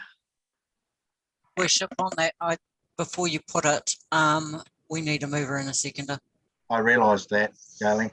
And so look, and I know this is an uncomfortable thing to do, so I am going to do it by division because I know everybody has got a different view of the world and like bits or not, but this is a whole package. I do not want to go through this piece by piece because we'll just end up with a dog's breakfast. So I'm prepared to move it, and I'll ask for a second. Councillor Smith's the first one with his hands up. Galen, can you take the screen down, please? Oh, sorry. Right, I've got a checklist here, so I'm going to go through it. It's been moved and seconded by myself and Councillor Smith. I've got down here Councillor Beck. I support. Councillor Church. Support. Councillor Eyre. Support. Councillor Gibb. Support. Councillor Henderson. Support. Councillor Lynch. Support. Councillor Thompson. Against. Councillor Maguire. Support. Councillor McAnally. Support. Support. Support. Okay. Councillor Patterson. Against. Councillor Smith. Oh, support. Councillor Sedgwick. Support. Councillor Willerton. Against. So it's carried 11-3. So, did you record your own vote? Yeah, I did. I moved it. Yeah, I sort of have to vote for it if I moved it, wouldn't I? Hey, look, this was always going to be a difficult decision, and I just hope that we actually can move out of this situation sooner rather than later. And I think it's been a good debate today. We've spent over an hour and a half on it, so that's how important we all think this is today. But at the end of the day, we sometimes have we've been put in these roles to make governance decisions for our community at large. And I think today we've had to make one of those more difficult ones. This is right up there with doing a difficult LTP decision, I would suggest. It is a toughie. I don't like it, but I just keep thinking of doing the right thing, firstly for our staff and for the wider community that have got expectations around us keeping them safe when they go into our facilities. Whether that is perceived or real, I am uncertain. I'm not an expert in it, so I'm not going to even comment on it. But at the end of the day, that is our job, like it or not. All right, everybody. Thanks, Gavin. You can probably tootle off now if you haven't already gone. And I'm going to take a 5-minute recess, everybody. Comfort break, 5 minutes. Back in 5.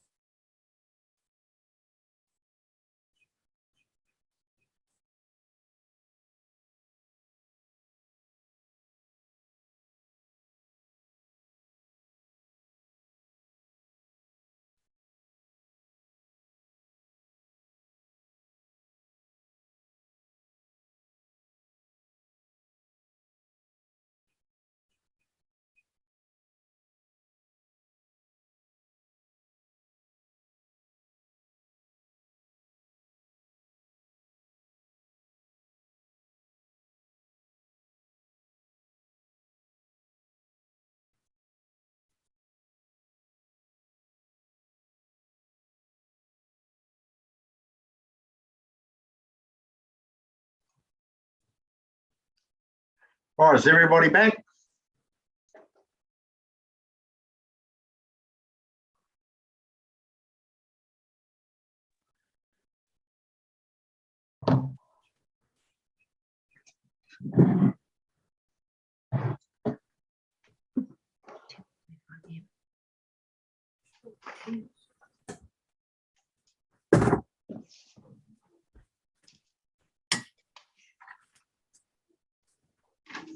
Geez, Mary Ellen had to brush up on the rest of the agenda. The first one took a bit of time and concentration.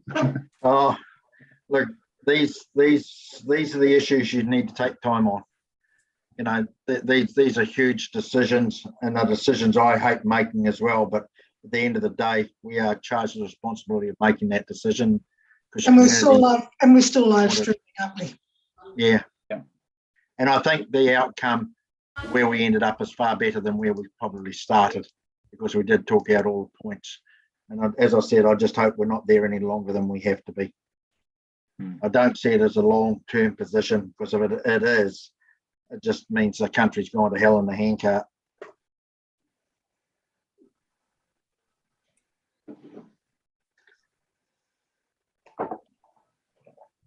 Right, who else are we waiting for? Rob Jan's there because I heard her voice.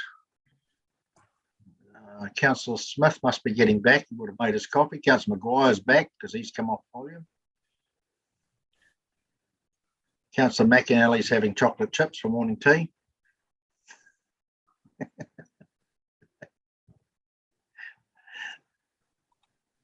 Who else have we got? Has Democracy come back? Oh, we've got Matt there somewhere. I saw Matt somewhere. Where did I see Matt? Saw Gayleen. Councillor Ayres back.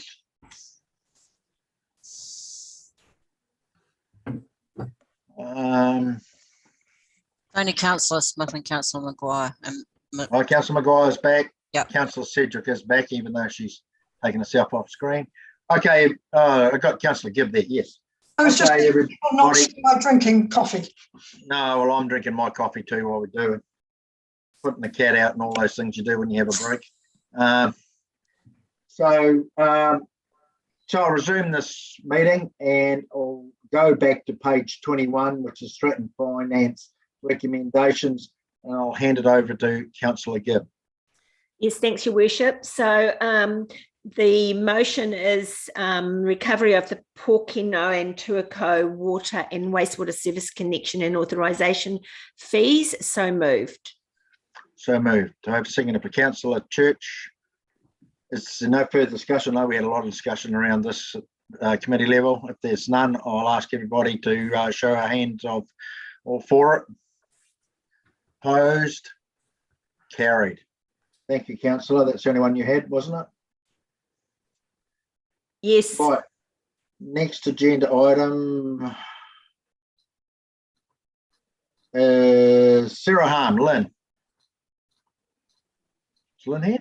Yes. Good morning, Oh, Your sorry, Worship. Lynn. You're the patient one sitting in the corner. Sorry. That's okay. I couldn't find the unmute button. So I will take the report as read, but just want to make a couple of points. So first one is with regard to zero harm engagement conversation. So hopefully you will remember that this is a new process that we rolled out in August. We have seen a decline in the numbers as reflected in this report. However, I'm pleased to say that the November results are in now, and we've gone back up to 198 conversations recorded for November, and we do have some more work to do when time allows to undertake a detailed analysis of this data so to actually understand the groups that are sitting below each of these conversation types. The other thing I also wanted to note too is that we have made a change to how we are delivering our onboarding to our new people, and we've received some really great feedback. It has been a challenging time given the fact that we designed our process to actually be done face-to-face. However, we have had to move to delivering online, and we've still seen really great results and feedback from people participating in that process. And last but not least, just want to call out the work that has obviously taken up most of our time of October and November, which is around COVID risk management, and in particular supporting the risk assessment of roles to understand the exposure of our staff to COVID-19. And just want to obviously acknowledge the support that we received as a team from IMT to be able to do that mammoth piece of work. So that's me. Thanks, Lynn. Any questions of Lynn at all? Councillor Church. Yeah, thank you, Lynn. As usual, always really good report. Thank you. So I was really pleased to see that. What is it? It seemed to be like over 50% of the 51% of the conversations were around personal well-being. I think that's really important. You know, with the stress, and even the TV program last night around anxiety, anger, and overall well-being for people. But so my question is, where are we at as a general terms in terms of the well-being with our staff and our council as a whole? If that's not too specific, I don't mean to go into specifics if it's an appropriate, fine as a question, but if we have these many conversations over, I think it's important that we kind of have a real sense of where we're at, and if we need resourcing in that area as an example. So through you, Your Worship, I don't know if we've got clear enough data to be able to, I guess, fully answer that question, Councillor Church, at this point in time, without having. I was just going to see if you got hold of Dad. Without having analysed the data further. I do want to point out, though, that obviously we will have a much deeper understanding of, I guess, this risk of mental well-being once we start down the path of working on the critical risk of mental well-being. And I think, part of that is obviously undertaking a survey to sort of sense where our organisation is at, but also starting to understand what our other metrics are telling us as well. So things like our engagement survey and stuff like that. And maybe, can I maybe add to that, Your Worship? So, Councillor Church, all of the conversations that are being had with our people from a wellbeing perspective, we are really connected into our people and capability team, if we need to be. And the other thing, Lynn, is next year, one of our priorities early next year is actually in this wellbeing space. So we're going to make it an absolutely key focus, even as early as back to work focus next year. So it's absolutely something that we're conscious of, Councillor Church, and understand that we need to probably continue to sort of lift the game to support our people. Right, thank you. So I presume there's just that they've got the appropriate resourcing and funds available. Yeah, great. Okay, thanks, Councillor. Councillor Beck. Yeah, thank you. And Lynn, I guess I'm just picking up on the conversation we had in the previous item, the COVID-19 risk management, page 3 of your report. Given how important we now see that this is, because it's actually driven council's view on policy around facilities and so on, can you give some insight into how the application of the risk review, the risk assessment, has made of this rather unusual risk, this different risk than we normally discuss, where our people don't live in a bubble. They go, they don't take the council bubble with them. They go into general society afterwards. How's that factored in?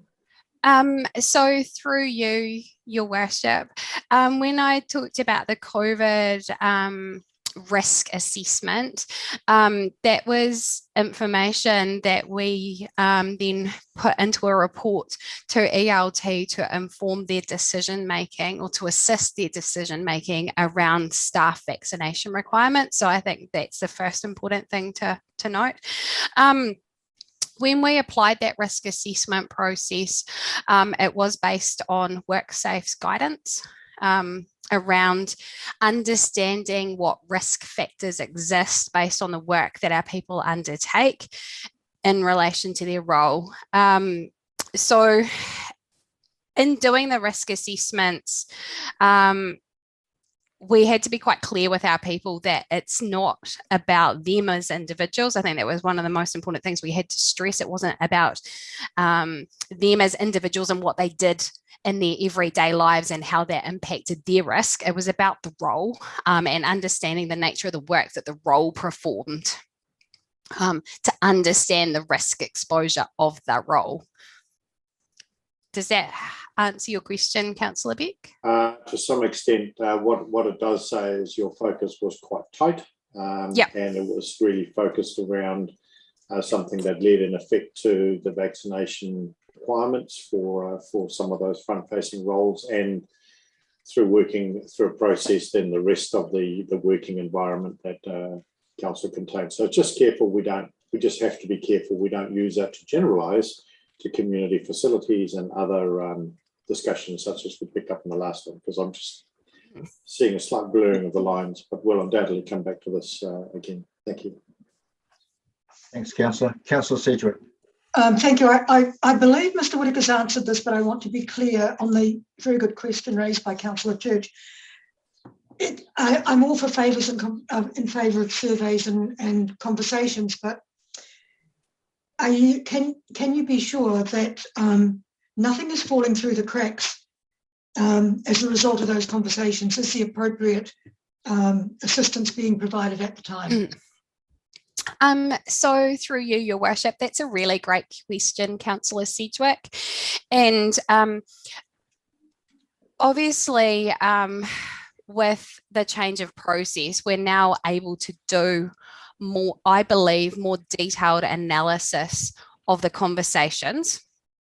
I think the next piece of the puzzle that we need to look at is then going, okay, does this data that we're getting from these conversations potentially reflect what we're seeing with other data metrics that we have? So, for example, overlaying the data with some of the metrics that P&C collect around potential use of the VT process or other support mechanisms that we have.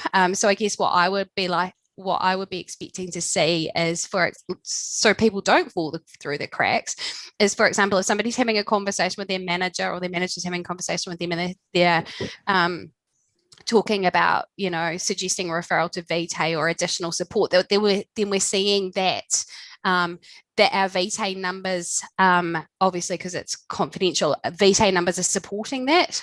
Do you know what I mean? Does that make sense? That we're not saying stuff and then it's not being followed through. Obviously, this is a highly sensitive and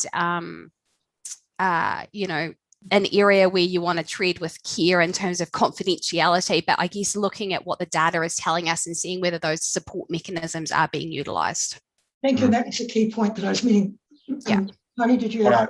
Last question, Councillor Wilton. Oh. All right. Yep. Okay. Thank you. Just with the looking at page 46, going on about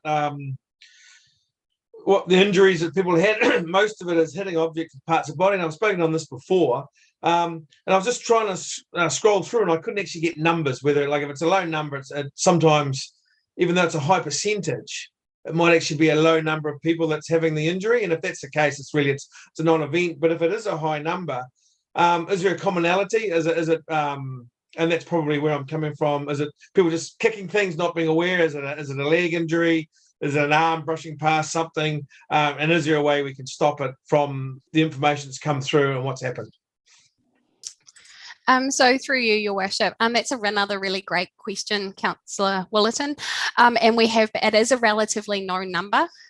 So that graph, the pie graphs are representative of the year-to-date data. So we're talking about data from, because remember, we reset every financial year. So we're talking about data from July through to now. We have analysed and we continue to analyse the data on a monthly basis and aren't seeing any trends. I'm not 100% comfortable with, I guess, the boxes that I get to pigeonhole things and beware. I don't know if I really like the term hitting objects with part of body, and there's a limited number of fields that we can, I guess, put things into. However, what I think we should or could do is present you with more of a data picture every 6 months, but at the moment we're not seeing any trends of concern or anything that would cause us to, I guess, commence an injury prevention initiative. But I just think for information's sake, we can give that picture every 6 months to see what those sort of data points are. Thank you. All right, we need to keep moving, people. Will somebody move that we receive Lynn's report, please? Sorry, Councillor Willerton and Councillor Gibb. Sorry, Lynn, where you go? Sorry, Your Worship, I think the COO may have had something you wanted to say earlier. Am I correct? I think he did too. So I might let him have a say. I was really, Your Worship, just to build on what Lynn said in regard to Councillor Sedgwick's question. I think we would be quite comfortable that we are supporting our staff in the right way where we actually are aware of the issue, and that but I guess it's what we don't know that we don't know, that's the risk. And so that's part of our focus next year, is to really be able to embrace understanding of what mental wellness and those sorts of things are. But what we can tell you is a lot of the feedback that we've had during this lockdown has been very complimentary of management in terms of the way that people have been supported. So that's something positive to take out of it. Yeah, look, just before I put it to everybody too, look, this has been an extraordinary situation for a lot of people and mental health in a whole lot of different areas, whether they work for council or no matter who they work for. The stress that's in our communities these days is unprecedented. You know, 2 years ago, none of us ever thought we'd be in the situation we're in at the moment. You know, it's like a bolt out of the blue, and I'd say for me in my lifetime, it's a one in a lifetime situation. Not only as a country but as a world, we find ourselves at the moment, and it's not a position I like at all. So yeah, very difficult times. Anyway, no need for me to rant on. Gayleen? Your Worship, just reminding you, you don't need a mover and a seconder because it's just receiving the report, which you did at the beginning of the meeting. Oh, did I? Okay, right. Well, we'll move on to the next one then, if you're happy with that, Gayleen, which is the schedule of meetings for next year. So look, as this will become more populated as time goes on, but this is your basically scheduled of what we call our fixed term meetings that happen every 6 weeks. So that's in line with how we operate it. So Councillor Sedgwick. I'm happy to well, I don't know that it needs to be moved, but I do note the change of strategy and finance neatly taking the prime Wednesday spot. So yes, Your Worship, we do need a mover and seconder because we actually adopted this in November, and I'm wanting to rescind that one and replace it with this one. Okay, I have a mover in Councillor Sedgwick, seconded Councillor Thompson, is that right? Yep. Councillor Lynch. Thank you, Your Worship. I just want to make sure that Carolyn is aware of this, so she knows that when all the meetings are on, because she was concerned that she didn't know, you know, some of the meetings that she might want to get into. Just yes, saying. All right, that's cool. Okay, with that, I'll put it on. Oh, sorry. Can I just make a quick comment to that? Yeah, thank you very much. I do appreciate that. But of course, if we are going to be meeting via Zoom, then of course all the councillors will need to still get the Zoom invite. Okay. Look, to be honest, I am hoping like heck that the world doesn't go pear-shaped in the next 6 weeks and we can get back into the chamber and meet in person. And that's my one big wish for the start of this year, to get on a good footing to at least start the year. I really do, and that's what I'm looking forward to. So that's where I am. Hey, look, that's been moved and seconded. I'll put it all in favours, please. Raise a paw. Carried. Right, last one on here is a delegation to the Chief Executive for Christmas, New Year. We do this every year because we need to do it. Gavin doesn't seem to go away on holidays. Christmas. So, Councillor Maguire, you happy to move it? Yeah. Councillor Patterson, second it. All in favour, say aye. Or raise a paw, sorry. Carried. Righto. Next one is into climate change response. Sorry. Who's handling this one? Jim. Well, actually, Rachel Goddard. Good morning, Mayor and councillors. Rachel Goddard, who is our Senior Advisor Climate Action, who I think I introduced at a previous committee meeting. This is her first report presenting to council or committee. So I think she's probably online and happy to take you through it. Welcome, Rachel. Here's your first shot to have a shot at the councillors. Not literally. No, better leave them alone. It's too close to Christmas. Kia ora tātou, Mayor and councillors. The climate change resilience policy is updated from 2020 to better align and deliver on the government's strengthened targets and international agreements, and also the expected responses from the Climate Change Commission's recommendations, which the government are highly likely to adopt, and also to better reflect on, I guess, public opinion and expectations for council to show leadership in this space. I believe you've received the final version of the policy, but not the track changes, which I think, or I hope Gayleen actually has a copy of and may want to share if you actually need to see what has changed. I have changed none of the original text. All I have done is include additions that I think are relevant to bring that document up to speed with current thought and processes and policies internationally. Okay. Councillor Beck, you're the one that's been looking after this. Yeah, it's it probably, as a matter of process, would have been good to have the track changes, with it, just to make it slightly easier to see what had changed. But as Rachel has outlined, this is really doesn't change intent or direction. It really just brings us up to date, because as we knew, a lot has moved and continues to move. And this is just making sure we're staying nimble and aligned with what's coming from government and elsewhere anyway. So very happy to put this motion. Okay, thank you, Councillor. Councillor Willerton. Yeah, I tried to read it. I would actually like to know what the changes are, because I couldn't find them, and I did read it. And I didn't want to go and compare the other one. So yeah, before I vote on it, appreciate knowing exactly what has changed, please. Could we, Galen, are you able to share that? Thank you. There you go. Oh, I can't. A little bit small for me. You see me squinting.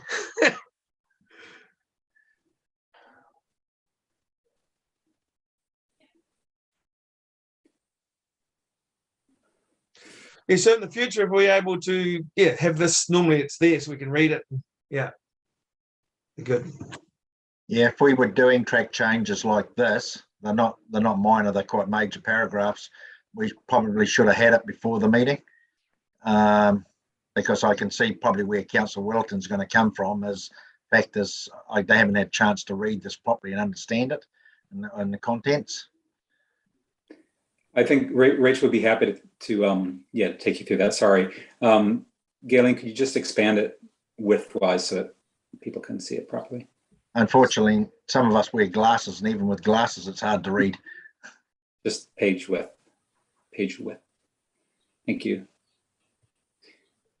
So I'll hand back to Rachel, but just you'll see that most. Just want to talk us through it, Rachel. Might be easier. Certainly. And I'm sorry, I don't know why that's happened, because I thought I had sent both versions. So essentially, I've added 2 points, 1.2 and 1.3, about our commitment to addressing climate change, which is already a given, being that we've got the policy and you've recruited me into the role, and we've got the climate action plan as well. In addition to 1.3, I've broadened the remit slightly, so we recognize that there are also legal implications, budgetary implications, asset management, which wasn't present in the previous policy. So that's about us thinking about our infrastructure, planning for hazards, etc., which we will need to do, and I believe we are doing already.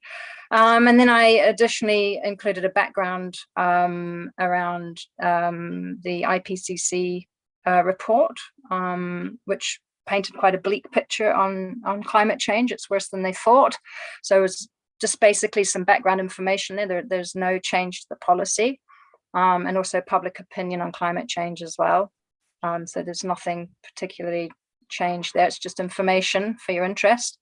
Could you please go down, Galen?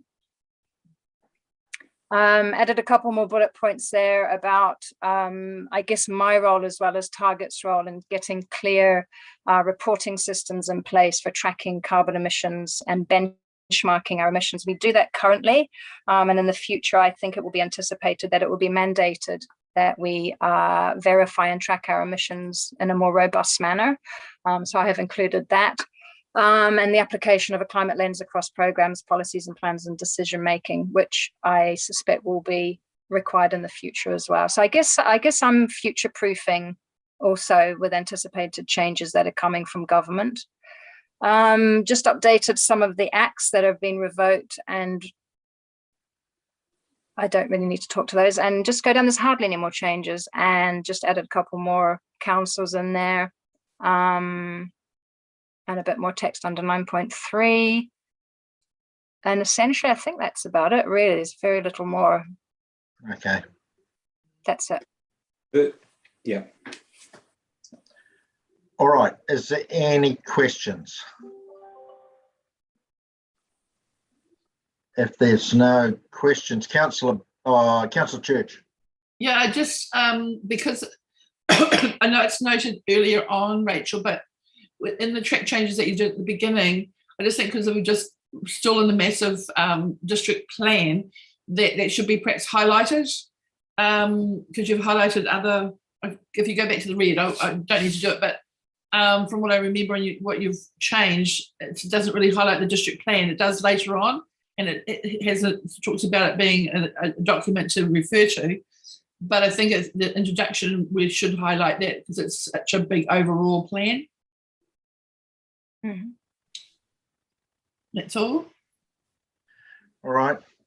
Are we going to move this or not, people? We've got a mover and Councillor Beck and a seconder and Councillor Sedgwick. Are we going to add that district plan into the?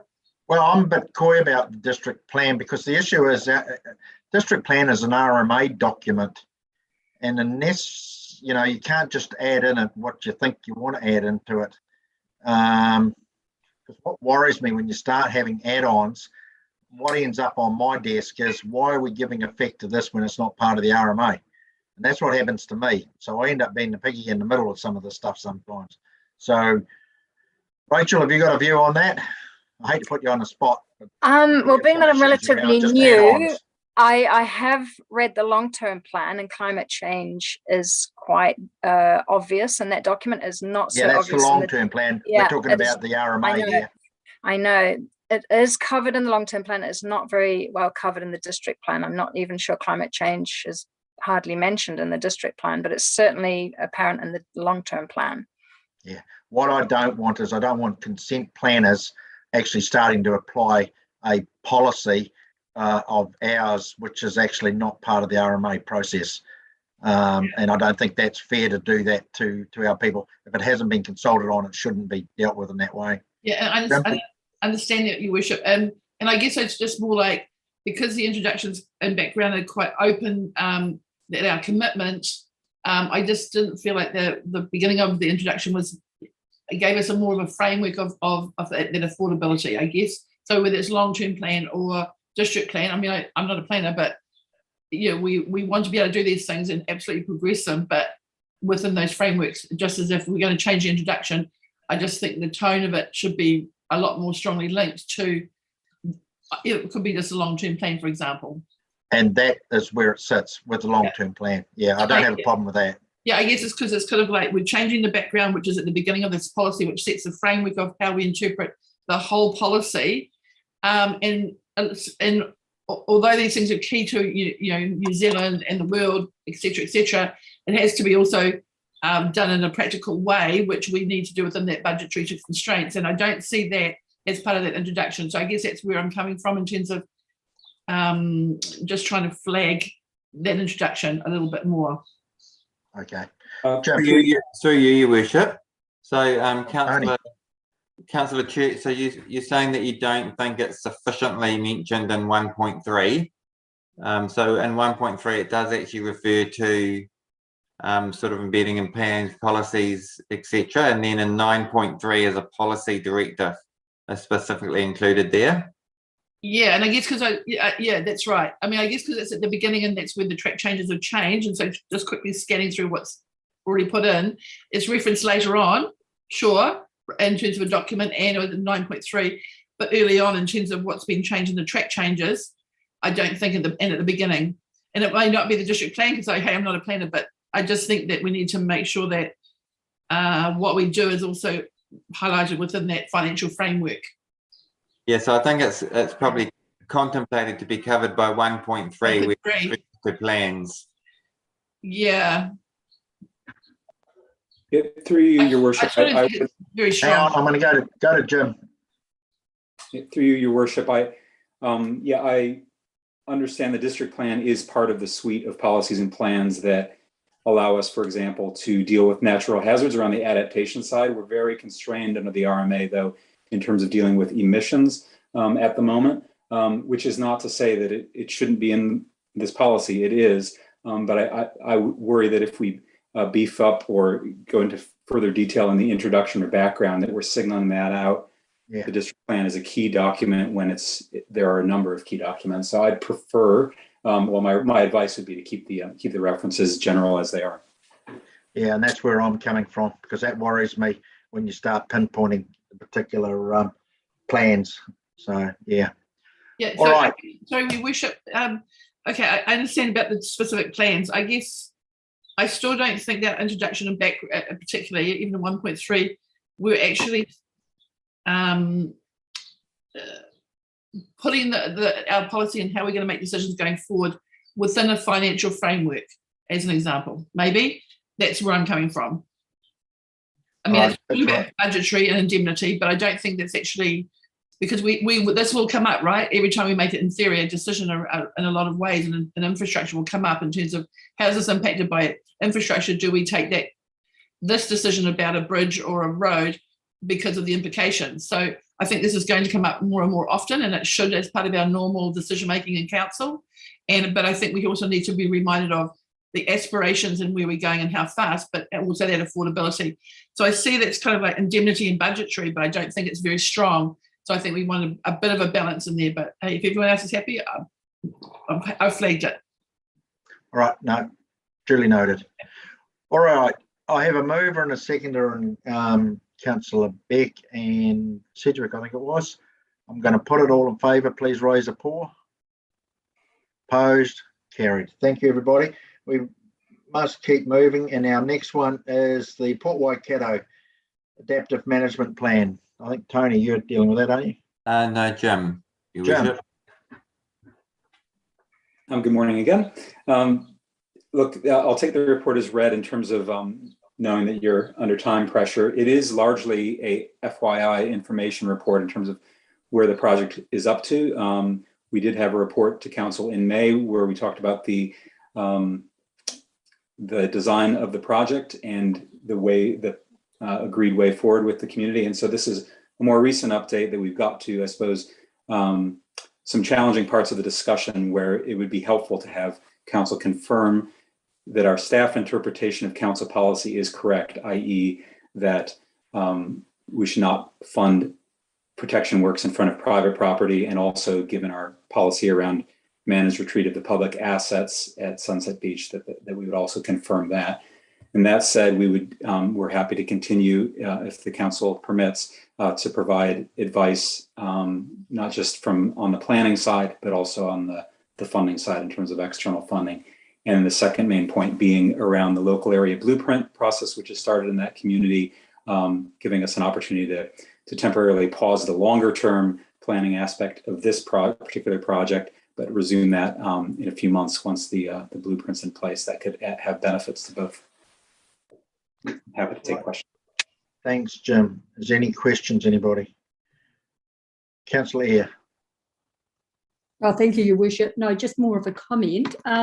Look, I just want to probably reiterate what Jim has said, in that we've made some great progress up there, but this isn't necessarily a halt. It's actually just a reset. And, we really look forward to seeing some additional community buy-in here, because some suggestions and some commentary that has been made to this group has been met with some resistance.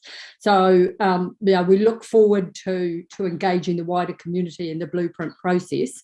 But in having said that, I probably just need to also draw your attention to, on a no surprises type policy, that there are additional discussions on the table now with the community since this report has been written, just in the last 5 days, where they're looking at potentially other measures to basically mitigate or to buy some time in respect of the erosion, and they're wanting to have a discussion along the lines of low-cost options of sandbagging. So they look at Dunedin City Council's efforts with their coastal plan, and probably taking some guidance from that.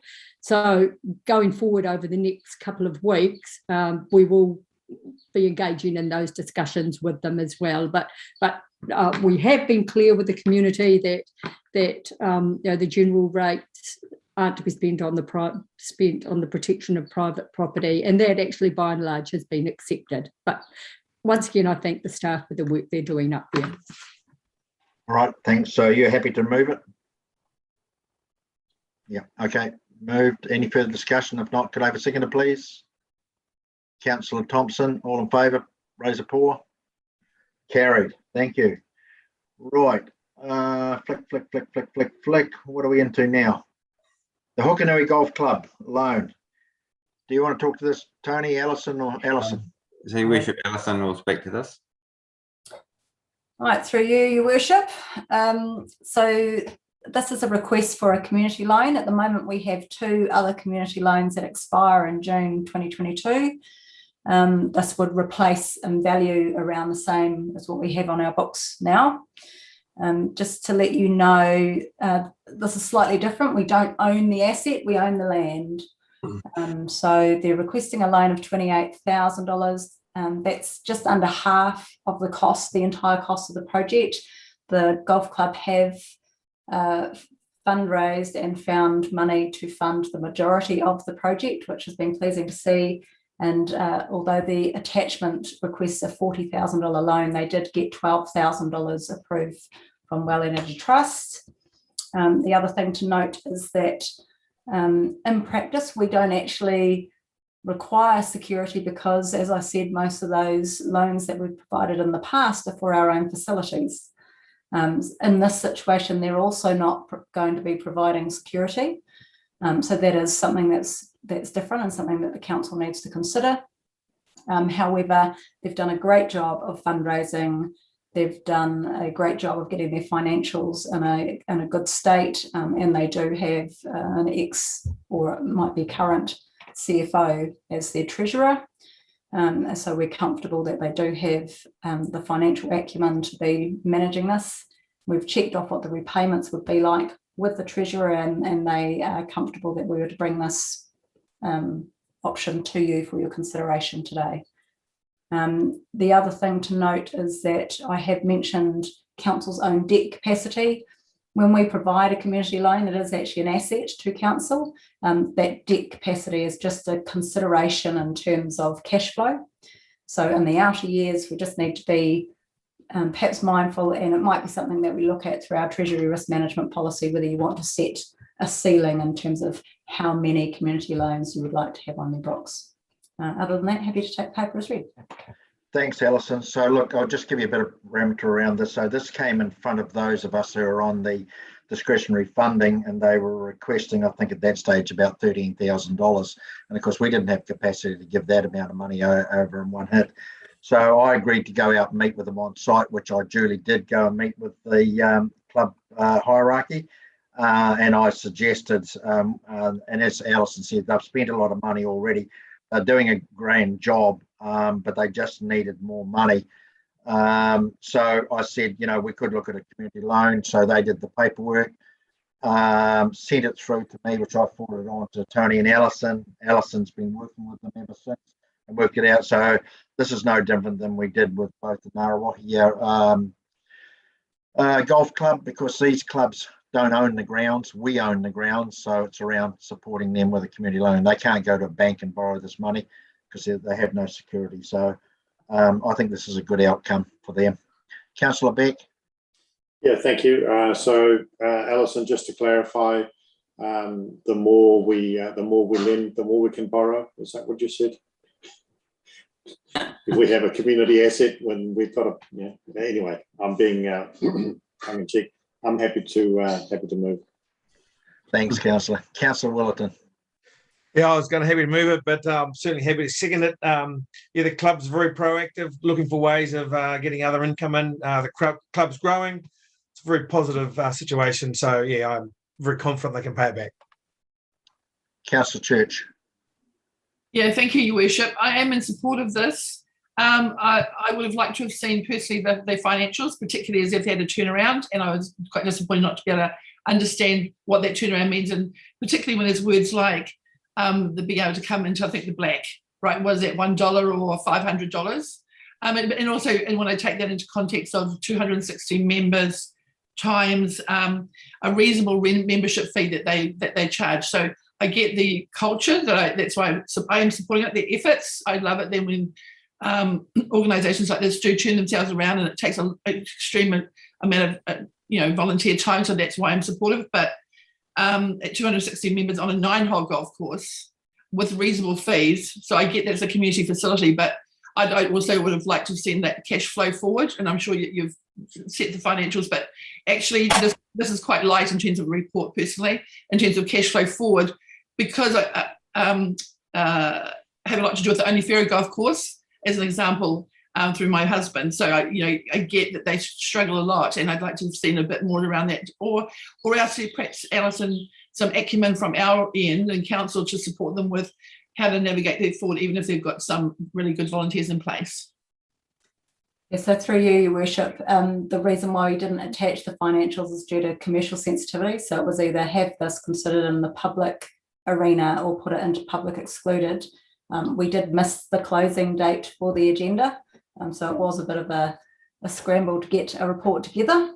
However, we are comfortable, so I'm happy to share those financials with the councillors offline confidentially if that's required. Sure, thank you. And actually that's quite a good point, isn't it? I guess we could have slipped them into PECs as a addendum to the PECs, as just that financials as an example, because I think it is, as you say, good transparency to discuss these sorts of loans. But all kudos to the committee and the members for participating in creating this culture there. But yeah, perhaps a little bit more around that cash flow would be helpful. Thank you. All right, Councillor Patterson. Yeah, thanks, Mayor Allen. It's just a comment. I just thought that 28K over 10 years, I thought the timeline was quite long. I thought, it could have been a bit shorter, but it's just a comment. I do support this. I just thought that seems to drag out over 10 years where I thought it should have been a lot shorter. Thank you. Look, and they may pay it off. I know the Ngaruawahia, when we funded their new build for their building, it had a particular time frame and they paid it off within, I think it was 6 years sooner than what was anticipated. So I think it just gives them a bit of security, but I'm sure they'll want to pay it off quicker if they can. Councillor Beck. Just a quick little comment. If the local council wanted to be reflected as a mover, I'm happy to be the seconder. Yeah, I was going to flip it around anyway. So with that, I will take Councillor Wilton as the mover. Thank you. And Councillor Beck as the seconder. I think this is a good outcome. And I want to thank Alison and her team, because when I went out on site and met with them, I got to say, I said, look, the chances are we won't get this sorted out till February. So thank you, Alison, for putting the effort, and your team for putting it into it and getting this solved for them, because they do, believe it or not, it's raining outside, I know, but they do need to get this water system in place to irrigate their greens going through the summer in case they lose them. All right, with that, I'll put it all body in favour. Please raise a paw. Carried. Righto, the next one is the Tamahiri walkway. Who's dealing with this? I am, Marilyn. Okay, Megan. Thank you. Good morning again, councillors. As you will have read in the report, I'll just prior to starting. So I've got Sarah Jones on the call here. I've got Sarah Jones from Legal, Anthony Averill from Strategic Property, and also Kim Wood from our Open Spaces team. So it's a bit of a joint effort, this report, and it does touch on a number of the teams. I will speak to it to start with, but they are there available for any questions as well. I will take the report as read. Just to put it into context a little bit more, we've been working really closely with the Mangaoni Restoration Trust. They've been, they have shown a desire to develop trust within the Tamahiri area, and we have entered into an MOU with them in June 2021 to make sure that we're in agreement as to how we're going to progress with that project. There is substantial budget in the LTP to support this project, and through conversations with the Trust, Walking Access Commission, like I say, Strategic Property, Open Spaces team and Legal, they've determined that the best way forward to gain access across some private property is through an easement in favour of the Walking Access Commission, with us being the controlling authority. As you'll see in the report, that does apply to both private property, and there will be a easement across a WDC owned Esplanade Reserve. As I said, there's a number of parties that have been involved in these conversations, and they've decided that this approach is the best because of the resources, enforcement powers, the ability to close the walkways, and limiting liability on the landowners. So they don't consider that there's any additional risk or liability to council using this approach, and therefore we're just seeking approval to proceed on that basis. myself and any of the others are here to answer any questions if you've got Well, anything. Councillor Beck, as I would expect, is first lined up. So, Yeah, look, I was just going to remind my fellow elected members who were here, I think it was last term rather than the current term, when we actually had the Walking Access Commission come in and do a presentation. And actually Tamahiri, this is a classic example of that, where we've got a patchwork of reserve that's owned by council, possibly some river frontage esplanade which is owned by council but is not practically accessible. But if you go up slightly higher on the side of the bank, it's privately owned, but that's where you want to put the path. A bit that's dock but administered by us, and some that's just private, so it's riparian down to the midpoint of the stream. It's a real mess, and if you try to do a whole series of easements, if you need to close that or if you need to do something to it, you have every kind of easement has a different set of procedures with it, and it's very challenging. The walking access easement, if you recall, can kind of overlay the whole lot. So you've got one easement that sits over top of the whole thing, one ring to rule them all, and that's what's being proposed here as a way forward. And I think it's a great way to unlock this this development if we can get be set up as controlling authority. So I fully support and be happy to move it. okay, Councillor Willerton. Yeah, just two questions before I support Councillor Beck.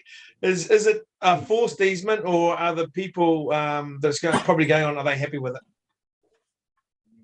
Negotiations are yet to commence with the private landowners. So we were just seeking council's approval of the legal mechanism and the approach that we will take with those private landowners prior to those negotiations occurring. Under the Walking Access Act, there's no compulsory acquisition, so it's all based on landowner agreement. Okay, with that in mind, I'm happy to support it. Second it. Okay. No further discussion. I'll put it all in favour. Please raise a paw. Carried. Right. I'm still scrolling through. Somebody move that we go into public excluded, please. Councillor Patterson, Councillor Eyre, all in favour, please raise